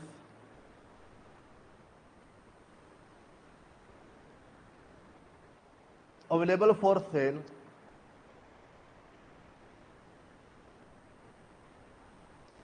in how many ways a minimum one appliance can be selected? In how many ways a minimum one appliance can be selected? बच्चों कम से कम हमें कितने अप्लायंस सिलेक्ट करने हैं यहाँ पर? 1, यानी 4 में से 1, 4 में से 2, 4 में से 3, 4 में से 4। कम से कम कितने अप्लायंस सेलेक्ट होने चाहिए यहाँ पर? 1, कम से कम 1, यानी 1 या 1 से ज्यादा। अब ऐसे भी कह सकते हो, किसी भी अप्लायंस के लिए मेरे पास 2 चॉइस है, या तो हम उसको सिलेक्ट करेंगे या फिर सिलेक्ट करके नहीं चलेंगे। तो how many choices are there? 2 की पावर 4। कितने अप्लायंस मेरे पास है? 4 में से एक अप्लायंस के लिए ना चूज करने की चॉइस यहां पर नहीं है, तो 2 की पावर 4 माइनस 1। आंसर कितना मेरे पास आ जाएगा? 15। डन बच्चे? यहां पर किसी बच्चे डाउट?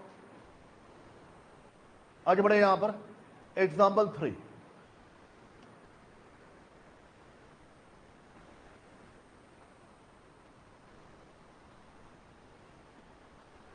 Example 3,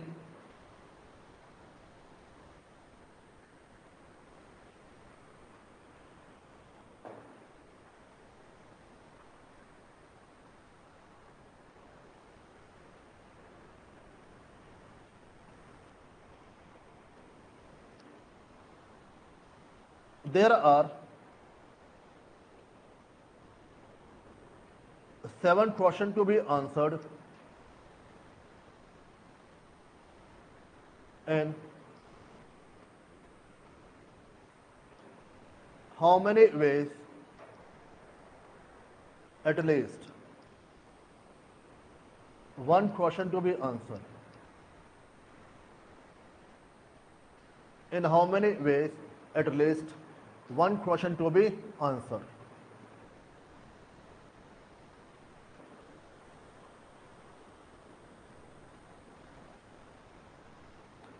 बच्चों मेरे पास 7 क्वेश्चंस हैं और इन how many veg at least 1 question. बात सुना ध्यान से, क्वेश्चन के रिगार्डिंग हमारे पास 3 चॉइस होती है। क्वेश्चन के रिगार्डिंग हमारे पास 3 चॉइस होती है, या तो हमारा आंसर करेक्ट होगा, या हमारा आंसर इनकरेक्ट होगा, या फिर हम आंसर ही वहां पर नहीं देंगे, लीव कर जाएंगे। भाई मान लो आपका एमसीक्यू है, 3 चॉइस आपके पास है ना, या तो आप सही आंसर चूज करोगे या गलत आंसर चूज करोगे, या क्वेश्चन आपके पास क्या अनअटेम्प्ट हो जाएगा। मेरी बात समझे यहाँ पर? अब यानी कि मेरे पास कितनी चॉइस है? 3। मेरे पास कितनी चॉइस है यहाँ पर? 3। और कितने क्वेश्चन यहाँ पर है? 7। कितने क्वेश्चन यहाँ पर है? 7 में से उन्होंने क्या बोला? At least 1 question to be answer. कम से कम एक क्वेश्चन का क्या होना चाहिए? आंसर होना चाहिए। यानी जो एक क्वेश्चन है उसको अनआंसर करने की चॉइस मेरे पास यहाँ पर नहीं है। अब बात करें यहाँ पर, जो एक क्वेश्चन है उसको अनआंसर अनअटेम्प्ट करने की चॉइस यहाँ पर नहीं है। वो आंसर मेरा सही भी हो सकता है या फिर गलत भी हो सकता है, तो अनआंसर की चॉइस यहाँ पर नहीं है। तो आंसर आपके पास कितना आ जाएगा? 728 नहीं आएगा, जो भी वैल्यू आपके पास आ रही होगी वो आपके लिए आंसर यहां पर बन जाएगा। कितना आ रहा है? 2186। डन बच्चों? यहां पर किसी बच्चे डाउट? ध्यान रखना, क्वेश्चन के केस में हमेशा 3 चॉइस मेरे पास होती है, ठीक है बच्चों। परमोटेशन अलग तरीके चलता है, कॉम्बिनेशन आपके पास अलग तरीके चलता है। कॉम्बिनेशन में आपको टाइप के हिसाब से चलना पड़ेगा। अब मेरी बात सुना यहाँ पर, और समझना पड़ेगा सेम थ्योरम को आप मल्टीपल जगह इस्तेमाल करके यहाँ पर चल सकते हो। Example 4,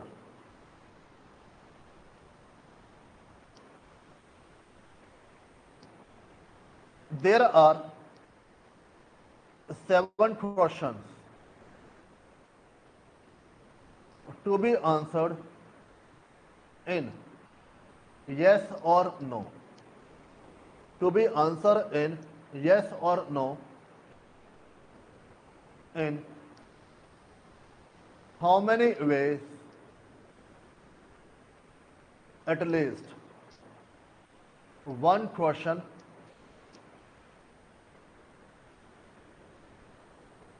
to be answered. At least one question to be answered. अब बच्चों एक चीज बताओ, हमारे पास एक क्वेश्चन के लिए कितनी चॉइस है? 2। आई बात है यहाँ पर। अब एक क्वेश्चन के लिए कितनी चॉइस है यहाँ पर? 2। सर 2 कैसे? भाई लिखा हुआ ना आपके पास यस और नो, रट्टे मारोगे उलझ जाओगे, समझोगे तो मेरा माना की दिक्कत आपको यहाँ पर नहीं होनी चाहिए। बात सुना ध्यान से। अब हर क्वेश्चन के लिए क्वेश्चन ने क्या बोल दिया, कितनी चॉइस आपके पास है यहाँ पर? 2। और कितने क्वेश्चन मेरे पास है? 7। कितने क्वेश्चन मेरे पास है? 7।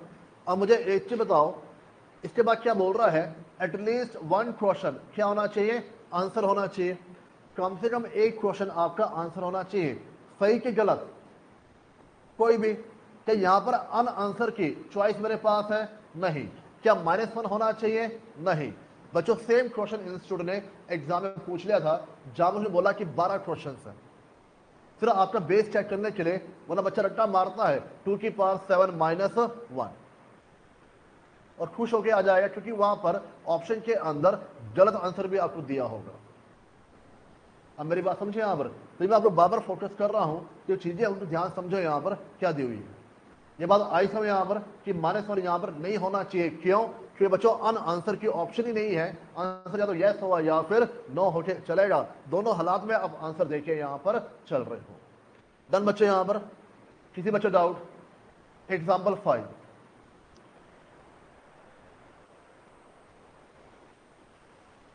example 5, there are 1 rupees 50 note, 1 rupees 20 note, 1 rupees 10 note and 1 rupees 5 note. In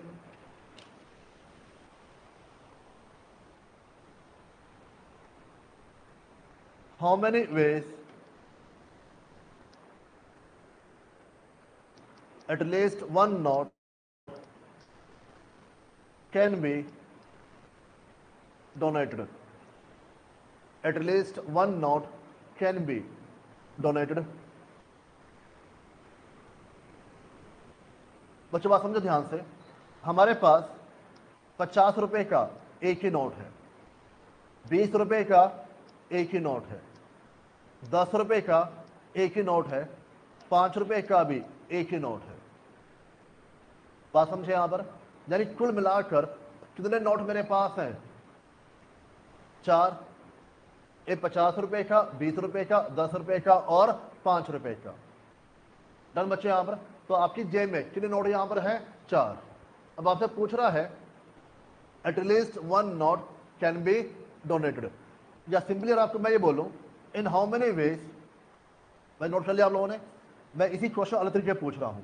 in how many ways donation can be made? लो जी, मैंने कहीं पर भी एटलीस्ट वन इस्तेमाल नहीं किया। ये सेम टाइप का क्वेश्चन आपके स्टडी मैट में दिया हुआ है। इन how many ways donation can be made. अब बताओ बच्चों, डोनेशन करने के लिए कॉमन सेंस इस्तेमाल करो। डोनेशन करने के लिए आपको कम से कम एक नोट तो कंट्रीब्यूट करना होगा ना। डोनेशन करने के लिए आपको कम से कम एक नोट कंट्रीब्यूट करना होगा। यानी 4 में से कोई एक, 4 में से 2, 4 में से 3 या 4 में से 4।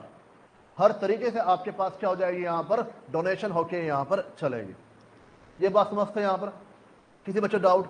या फिर हर नोट के लिए मेरे पास दो चॉइस है, या तो हम डोनेट करें या फिर ना करें। हर नोट के लिए दो चॉइस है, डोनेट करें या फिर ना करें। और इतने नोट मेरे पास हैं 4, और कम से कम आपको डोनेशन करनी है, तो एक नोट के लिए डोनेट ना करने की चॉइस मेरे पास यहां पर नहीं है। तो अल्टीमेटली आंसर फिर से कितना बन जाएगा यहां पर 15। बात समझे यहां पर? सिनेरियो बच्चों एटलीस्ट 1 ही है, पर एटलीस्ट 1 को हमने अलग तरीके इस्तेमाल किया। रेफ्रिजरेटर के लिए इस्तेमाल किया, फ्रेंड्स के इन्विटेशन के लिए इस्तेमाल किया, क्वेश्चन के लिए इस्तेमाल किया, चैरिटी के लिए इस्तेमाल किया।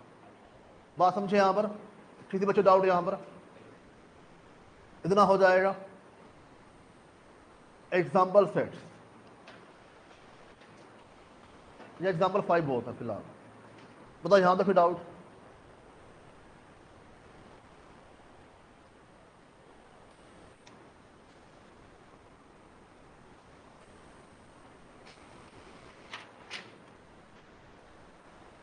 All done? Type number 4,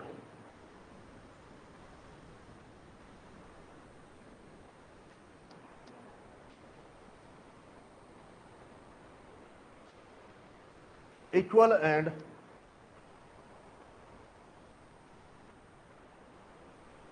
unequal distribution. Equal and unequal distribution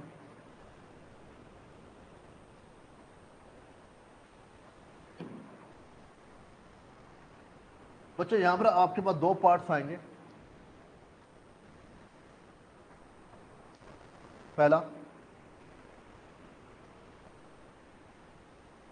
distribution among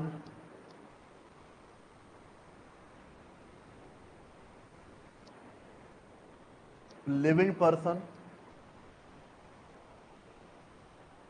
और दूसरा डिस्ट्रीब्यूशन अमंग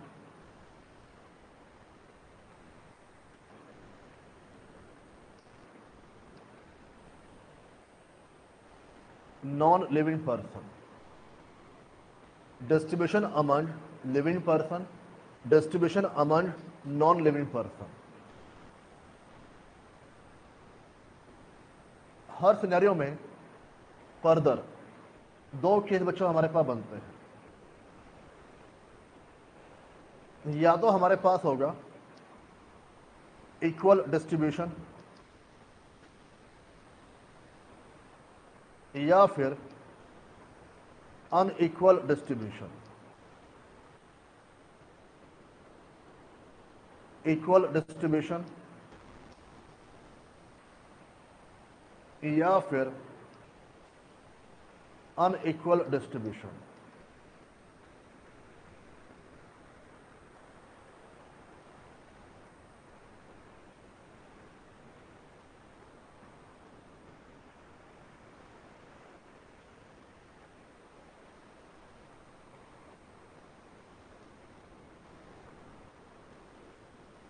सुना ध्यान से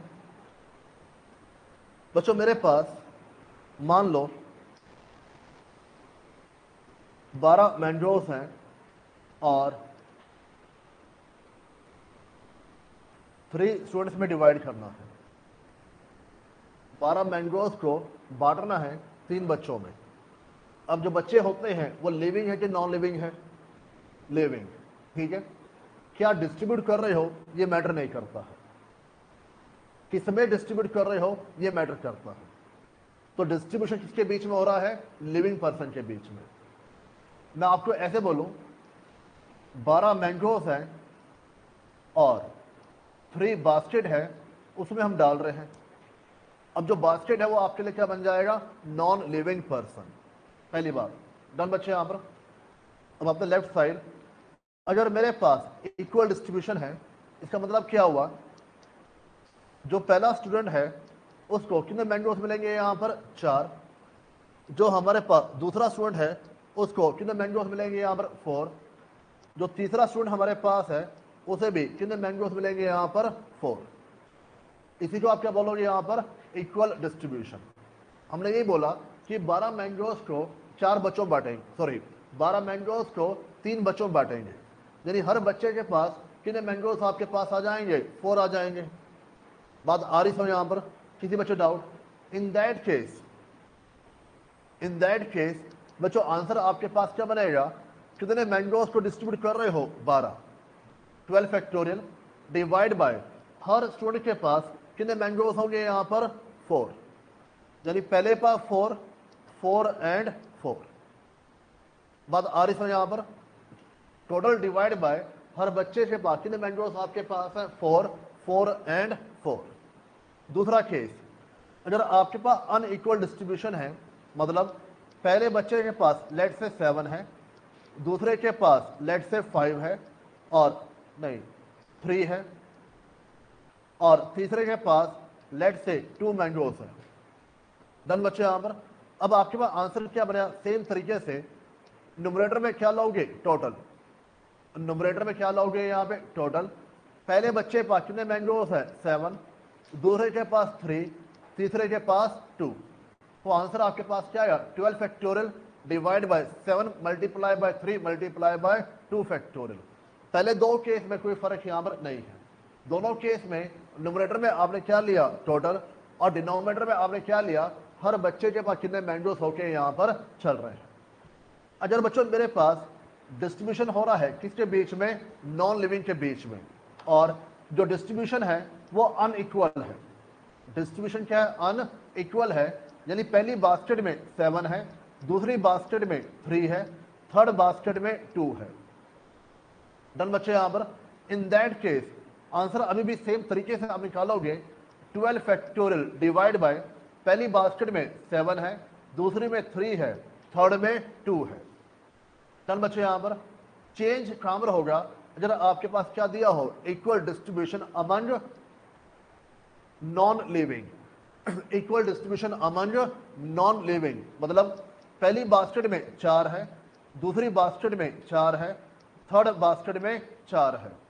तो बच्चों आंसर आप कैसे निकालोगे? यहां पर पहले न्यूमरेटर में क्या लोगे? Total divide by her basket के अंदर कितने मैंगोज आपके पास है? 4। यहां तक आपका हर आंसर हर सिचुएशन में सेम है, पर यहां मल्टीप्लाई बाय किससे हो जाएगा? कितनी बास्केट ऐसी हैं जहां पर इक्वल डिस्ट्रीब्यूशन है? कितनी बास्केट ऐसी हैं जहां पर इक्वल डिस्ट्रीब्यूशन है? 3। तो मल्टीप्लाई बाय यहां पर क्या हो जाएगा? 3 फैक्टोरियल। ये बच्चों चेंज आपके पास है बाकी तीनों केस के मुकाबले।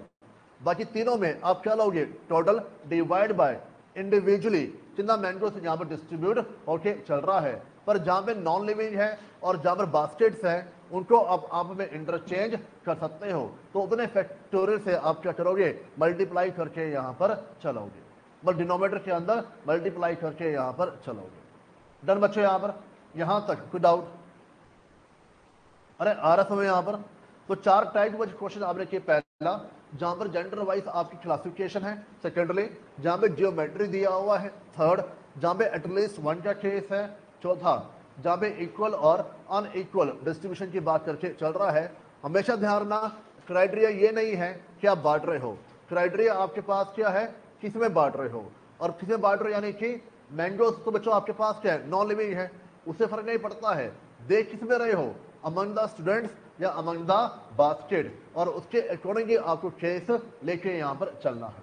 बात समझे? यहाँ पर हर सिचुएशन में टोटल डिवाइड बाय इंडिविजुअली, वो तो आना ही आना है।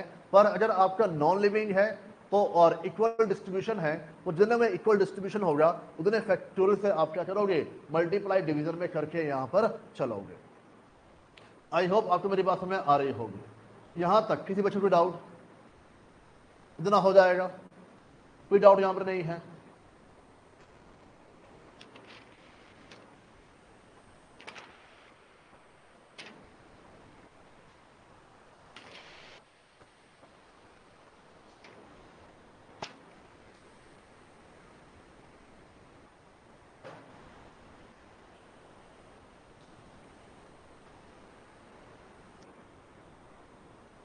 Type number 5,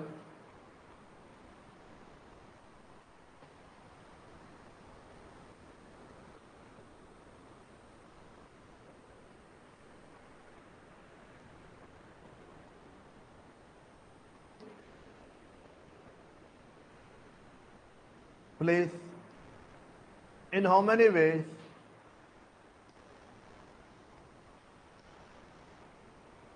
four letters from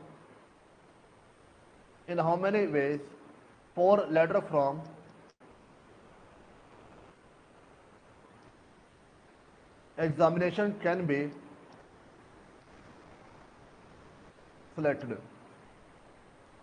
Letter from examination can be selected. बात सुना ध्यान से, EXAMINATION, ये हुआ ना। इसमें से 4 लेटर्स आपको सेलेक्ट करने हैं। क्या उसने ये पूछा है इन 4 लेटर से कितने वर्ड्स बनाए जा सकते हैं? क्या उसने आपसे ये पूछा है इन 4 लेटर से कितने वर्ड्स बनाए जा सकते हैं? The answer is no. अगर ये पूछता कितने वर्ड्स बनाए जा सकते हैं तो ऑर्डर आपके लिए क्या होता? इंपॉर्टेंट, और वहां पर क्या अप्लाई हो जाता? परमुटेशन। वो सिंपली आपको क्या बोल रहा है कि इन 11 होंगे ना आपके पास, इन 11 लेटर में से हमें 4 लेटर सेलेक्ट करके यहाँ पर चलने हैं। यानी बच्चों सिलेक्शन करनी है तो यहाँ पर क्या अप्लाई करोगे? कॉम्बिनेशन। यहाँ पे क्या अप्लाई करोगे? कॉम्बिनेशन। अब बताओ कॉम्बिनेशन अप्लाई कैसे करोगे? ये बात आई समझ में? यहाँ पर परमुटेशन अप्लाई क्यों नहीं होगा? डन बच्चे, यहाँ पर कॉम्बिनेशन अप्लाई क्यों हो रहा है? अब दूसरी बात, कॉम्बिनेशन अप्लाई करोगे कैसे? कॉम्बिनेशन के लिए बताओ बच्चों हमारे पास कितने अल्फाबेट्स हैं? 11 में से कितने हमें सिलेक्ट करने हैं? यहाँ पर 4। तो आंसर आपके पास क्या बनना चाहिए? 11 C4। आंसर क्या बनना चाहिए? 11 C4। गलत। मुझे एक चीज बताओ,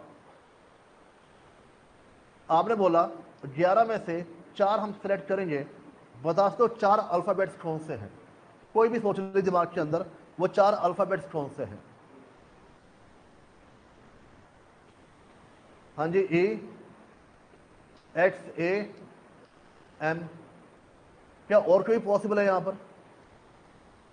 सोचो एक बार, और क्या पॉसिबल आपके लिए है? 4 अल्फाबेट्स और कौन कौन से पॉसिबल हैं?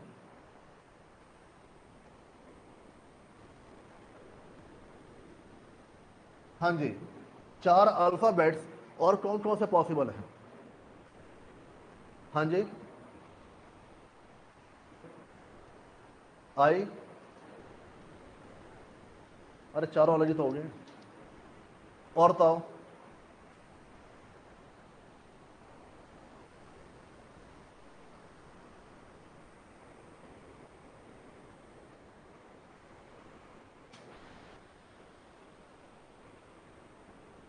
हाँ जी बच्चों, और 4 अल्फाबेट्स कौन से पॉसिबल हैं?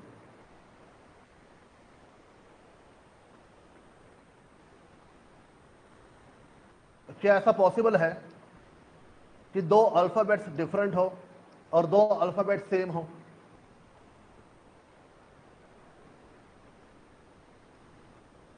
भाई 11 अल्फाबेट्स मेरे पास दिए हुए हैं, क्या उसमें ए 2 बार दिया हुआ है? अगर आप 4 अल्फाबेट चूज करोगे, क्या ऐसा पॉसिबल है कि 2 अल्फाबेट्स डिफरेंट हो और 2 अल्फाबेट सेम हो? भाई ऐसे तो आता है EXNN, या चारों अलग होने चाहिए? क्या ऐसा क्वेश्चन ही मेंशन किया आप लोग को यहां पर? नहीं। क्या ऐसा भी पॉसिबल है 2 अल्फाबेट्स एक जैसे हो और 2 अल्फाबेट दूसरे जैसे हो? 2 अल्फाबेट्स एक जैसे हो, 2 अल्फाबेट्स आपके पास दूसरे जैसे हो। पॉइंट बच्चों आपके पास क्या है? आपने सिंपली बोल दिया कि 11 में से 4 अल्फाबेट्स आपके पास होने चाहिए, ठीक है, और अब बोला 11 से 4। अब मैं आपको क्या बोल रहा हूं, जो 4 अल्फाबेट्स हैं, पहला केस बनता है जहां पे चारों अल्फाबेट्स क्या हैं? डिफरेंट। दूसरा केस बनता है जहां पे 2 अल्फाबेट्स आपके डिफरेंट है और 2 अल्फाबेट्स आपके यहां पर एक जैसे हैं। तीसरा केस क्या बनता है? जहां पे 2 अल्फाबेट्स एक जैसे हैं और 2 अल्फाबेट्स दूसरे जैसे हैं। डबल ए डबल एन या डबल एन डबल आई। भाई क्वेश्चन दिए हुए आपके पास, जो 11 अल्फाबेट्स हैं उनमें 2 एन है और 2 आपके पास यहां पर आई है। सारे बात यहां पर। तो बच्चों आपके पास यानी 3 केस बनते हैं और कॉम्बिनेशन के अंदर आपको क्या करना होता है, केसेस बना के चलने पड़ते हैं और केस के अकॉर्डिंग ही आप क्या करोगे, कॉम्बिनेशन के आंसर निकाल के यहां पर चलोगे। इसका आंसर वैसे आएगा 136। आंसर याद कर लेना, समझा रहा हूं आपको यहां पर तरीका क्या है, पर एग्जाम के लिए आंसर याद कर लेना। मैं बोला था आपको यहां पर टाइम वैल्यू मनी के अंदर या फिर इनइक्वालिटीज में कि पी एंड सी में हम 2-3 क्वेश्चन सॉल्व करेंगे जहां पे आपको मैं तरीका सारा समझा दूंगा, समय में आपको आ जाएगा। पर एग्जाम में इतना टाइम हमारे पास नहीं होता है, हम पूरा सोल्यूशन इंप्लीमेंट करके वहां पर चले तो डायरेक्ट आंसर आपको मालूम होना चाहिए। पर सोल्यूशन भी मालूम होना चाहिए, क्यों? अगर वर्ड ये वाला आया तो आंसर सेम निकालोगे ना, वर्ड कुछ और आ गया फिर बच्चों तरीका अप्लाई करना आपको वहां पर आना चाहिए। बात समझे यहां पर? अब बच्चों बात सुनो ध्यान से, मेरे पास 3 केस है। पहला केस क्या है, all 4 letters are different. All 4 letters are different. चारों लेटर्स आपके पास क्या होना चाहिए, डिफरेंट होने चाहिए। अगर चारों लेटर डिफरेंट होने चाहिए, पहले ये बताओ मेरे पास कौन कौन से अल्फाबेट्स अवेलेबल हैं। अगर चारों लेटर डिफरेंट होने चाहिए तो बताओ मेरे पास कौन कौन से अल्फाबेट्स यहां पर डिफरेंट है। ई, एक्स, ए, एम, एन, आई, टी, ओ। अगर चारों लेटर डिफरेंट है तो क्या ए 2 बार अवेलेबल होगा? अगर चारों लेटर डिफरेंट है क्या ए 2 बार अवेलेबल होगा? नहीं। क्यों? आना एक ही बार है। चारों लेटर डिफरेंट है क्या एन 2 बार होगा? नहीं। क्या आई 2 बार होगा? नहीं। यानी कि मेरे पास कितने अल्फाबेट्स अवेलेबल हैं, 8 में से कितने मेरे पास आ जाएंगे, 4। 11 अवेलेबल नहीं है यहां पर, कितने अवेलेबल मेरे पास हैं, 8। बाकी 3 तो मेरे पास क्या हो रहे हैं, रिपीट हो रहे हैं। और जो 4 अल्फाबेट हम चूज कर रहे हैं वहां में रिपीटेशन नहीं कर रहे हैं, चारों लेटर मेरे पास क्या यहां पर डिफरेंट। बात समझे यहां पर? सेकंड केस,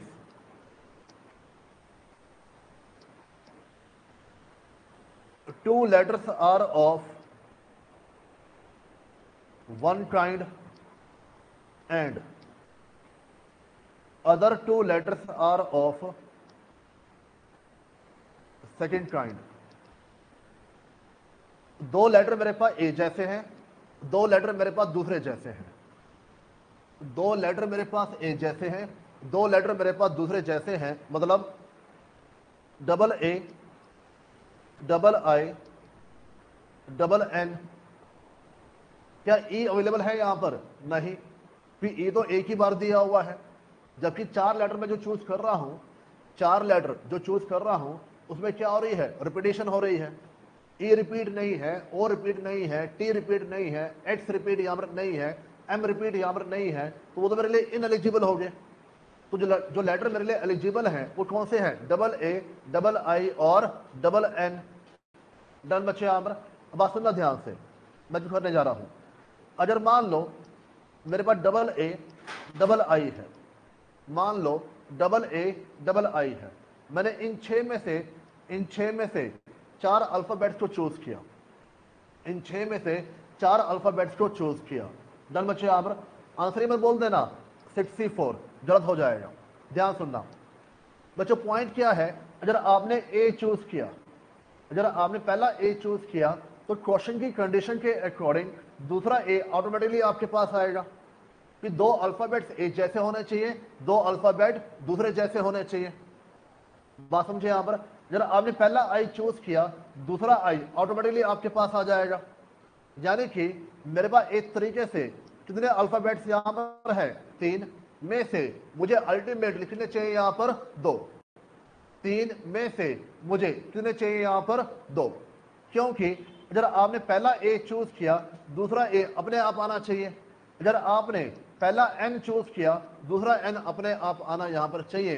तो आपने ए को 2 बार चूज नहीं किया, आपने ए को एक ही बार चूज किया। आपने एन को एक ही बार चूज किया, आपने 2 बार चूज यहां पर नहीं किया। एक बार ए को, एक बार एन को, तो आपने एक तरीके से कितने अल्फाबेट चूज किए यहां पर, 2। कितने में से? 3 में से। मेरे बात यहां पर किसी बचाओ, तो आंसर आपके पास क्या आ जाएगा? 3 से 2।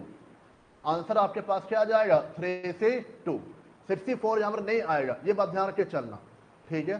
64 यहां पर नहीं आएगा, ये बात ध्यान रखना, क्योंकि हम चारों चूज नहीं कर रहे हैं, हम 4 की बजाय 2 ही चूज कर रहे हैं, और जो दूसरा अल्फाबेट है, जो जुड़वा अल्फाबेट है, वो अपने आप यहां पर सिलेक्ट हो जाएगा। इतनी बात समझते हैं यहां पर? किसी बच्चों doubt? Third case,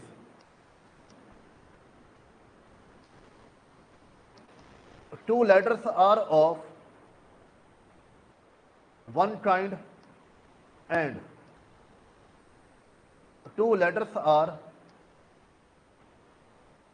different. Two letters are of one kind, two letters are different. बच्चों वन काइंड यानी कि double A, double I, double N, और जो डिफरेंट है वो कौन कौन से हैं? E X M T O, E X M T O. मेरे साथ ये मत चलना, गलती कर जाओगे। E X M T O. अब बच्चों सिनेरियो क्या बनता है? मैंने क्या चूज किया? Double A E x, double A E x. दो अल्फाबेट ए जैसे हैं और दो अल्फाबेट आपके यहां पर डिफरेंट है। आ रही बात है यहां पर? अगेन मुझे एक चीज बताओ, अगर हम पहला ए चूज करेंगे, दूसरा ए अपने आप आ जाएगा। पहला ए चूज करेंगे, दूसरा ए अपने आप आके यहां पर चलेगा। यानी फिर से जब मैं डबल ए की बात कर रहा हूं, मैं जब डबल ए की बात कर रहा हूं, कितने अल्फाबेट सिलेक्ट करोगे? 1। कितने में से? 3 में से। 1 चूज करोगे कितने में से? 3 में से। तो आपके पास वन काइंड के लिए आंसर क्या बन जाएगा? 3C1। डन बच्चे यहां पर? अब जो दो अल्फाबेट डिफरेंट है, जो दो अल्फाबेट डिफरेंट है, उसके लिए फटाफट जल्द जवाब दो। दो अल्फाबेट जो डिफरेंट है उसके लिए हमारे पास कितने अल्फाबेट्स हैं? बोलो 5। कैसे? दोबारा सोचो, जल्दबाजी कर रहे हो, दोबारा सोचो। ही बोल रहे हो पर आंसर गलत दे रहे हो।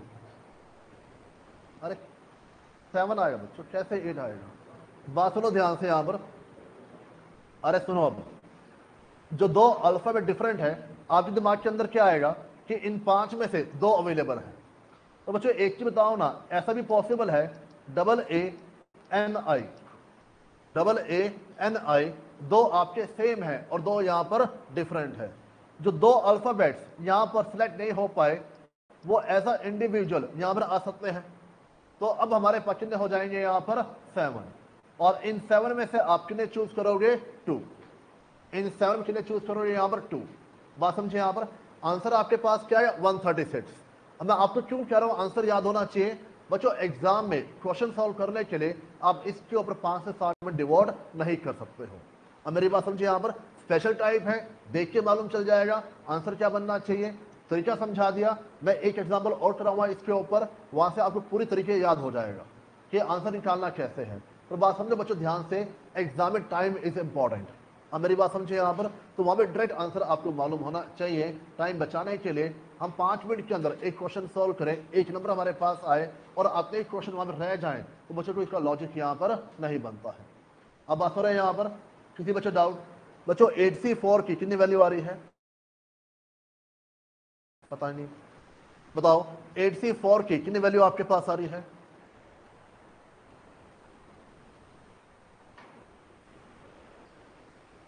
70।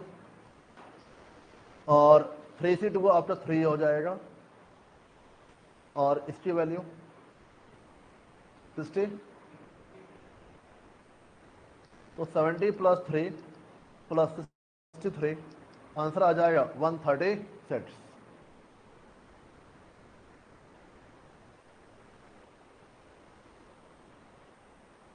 करीबन नोट डाउन, कहां से नोट डाउन करना आपको?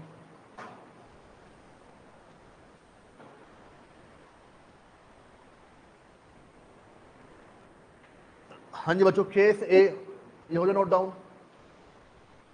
Case number A, all done. B and C,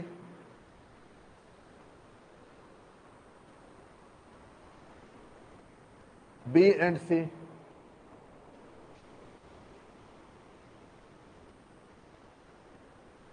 बताओ बच्चों, हो जाता है इसका? अरे बताओ ना, हाँ या ना दो फटाफट।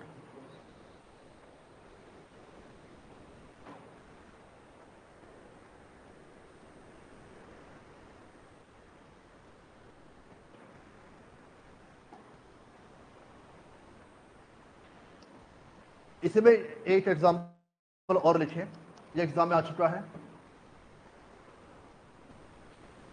एक वर्ड दिया हुआ है कॉलेज, 4 लेटर्स सिलेक्ट करने हैं, 4 लेटर सिलेक्ट करने हैं। बताओ कितने केसेस यहां पर बनेंगे?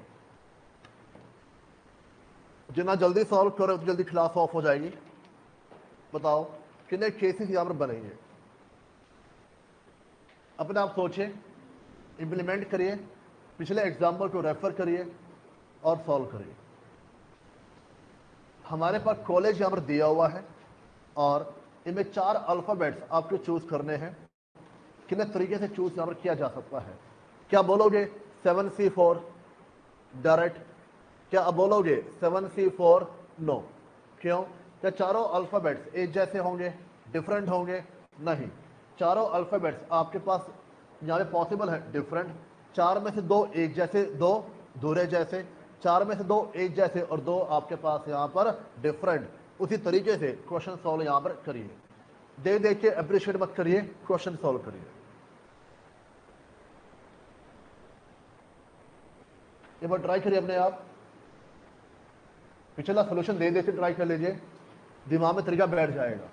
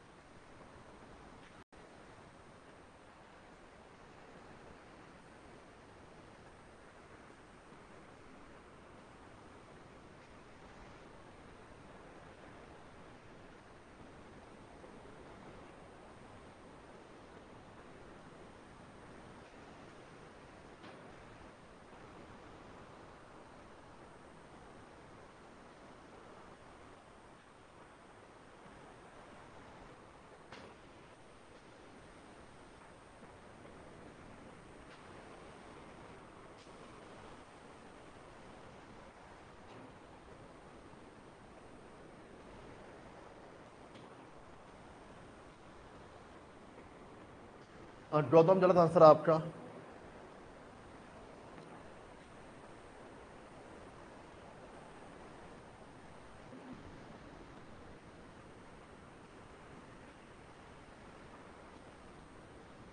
बताओ आप। नहीं, दोबारा सोचो, क्या जल्दी कर रहे हो?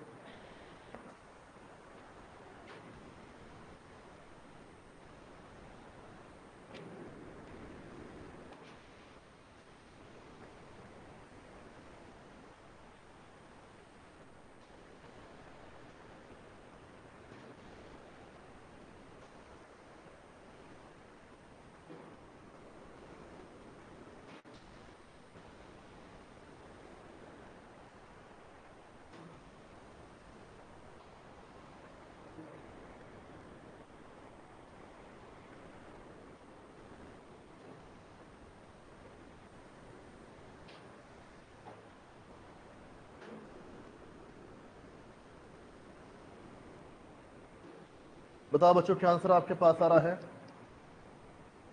18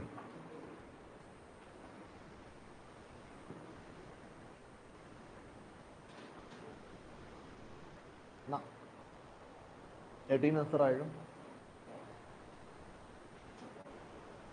दोबारा चेक करो, गलती कहाँ कर रहे हो।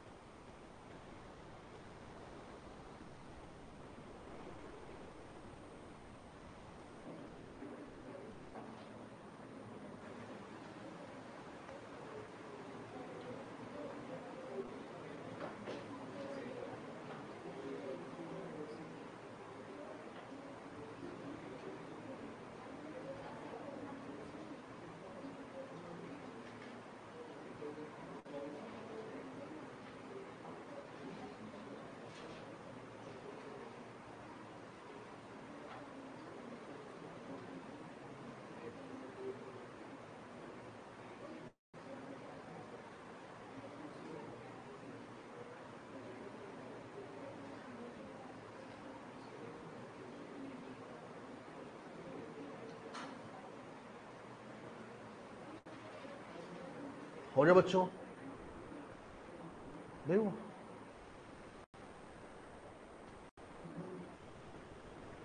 तो बच्चों फिलहाल में करते हैं, आंसर नहीं आए पर ट्राई करना, सोचो आराम से कि आंसर कैसा आना चाहिए। और अगली क्लास में क्वेश्चन की प्रैक्टिस करेंगे, जो हमने आज यहाँ पर किया इसको पढ़ के आना बच्चों, इसी पर हमें क्वेश्चन सॉल्व करने हैं, ठीक है? चलिए अभी आपके लिए ब्रेक है, ब्रेक के बाद इकोनॉमिक्स, देन अकाउंट्स।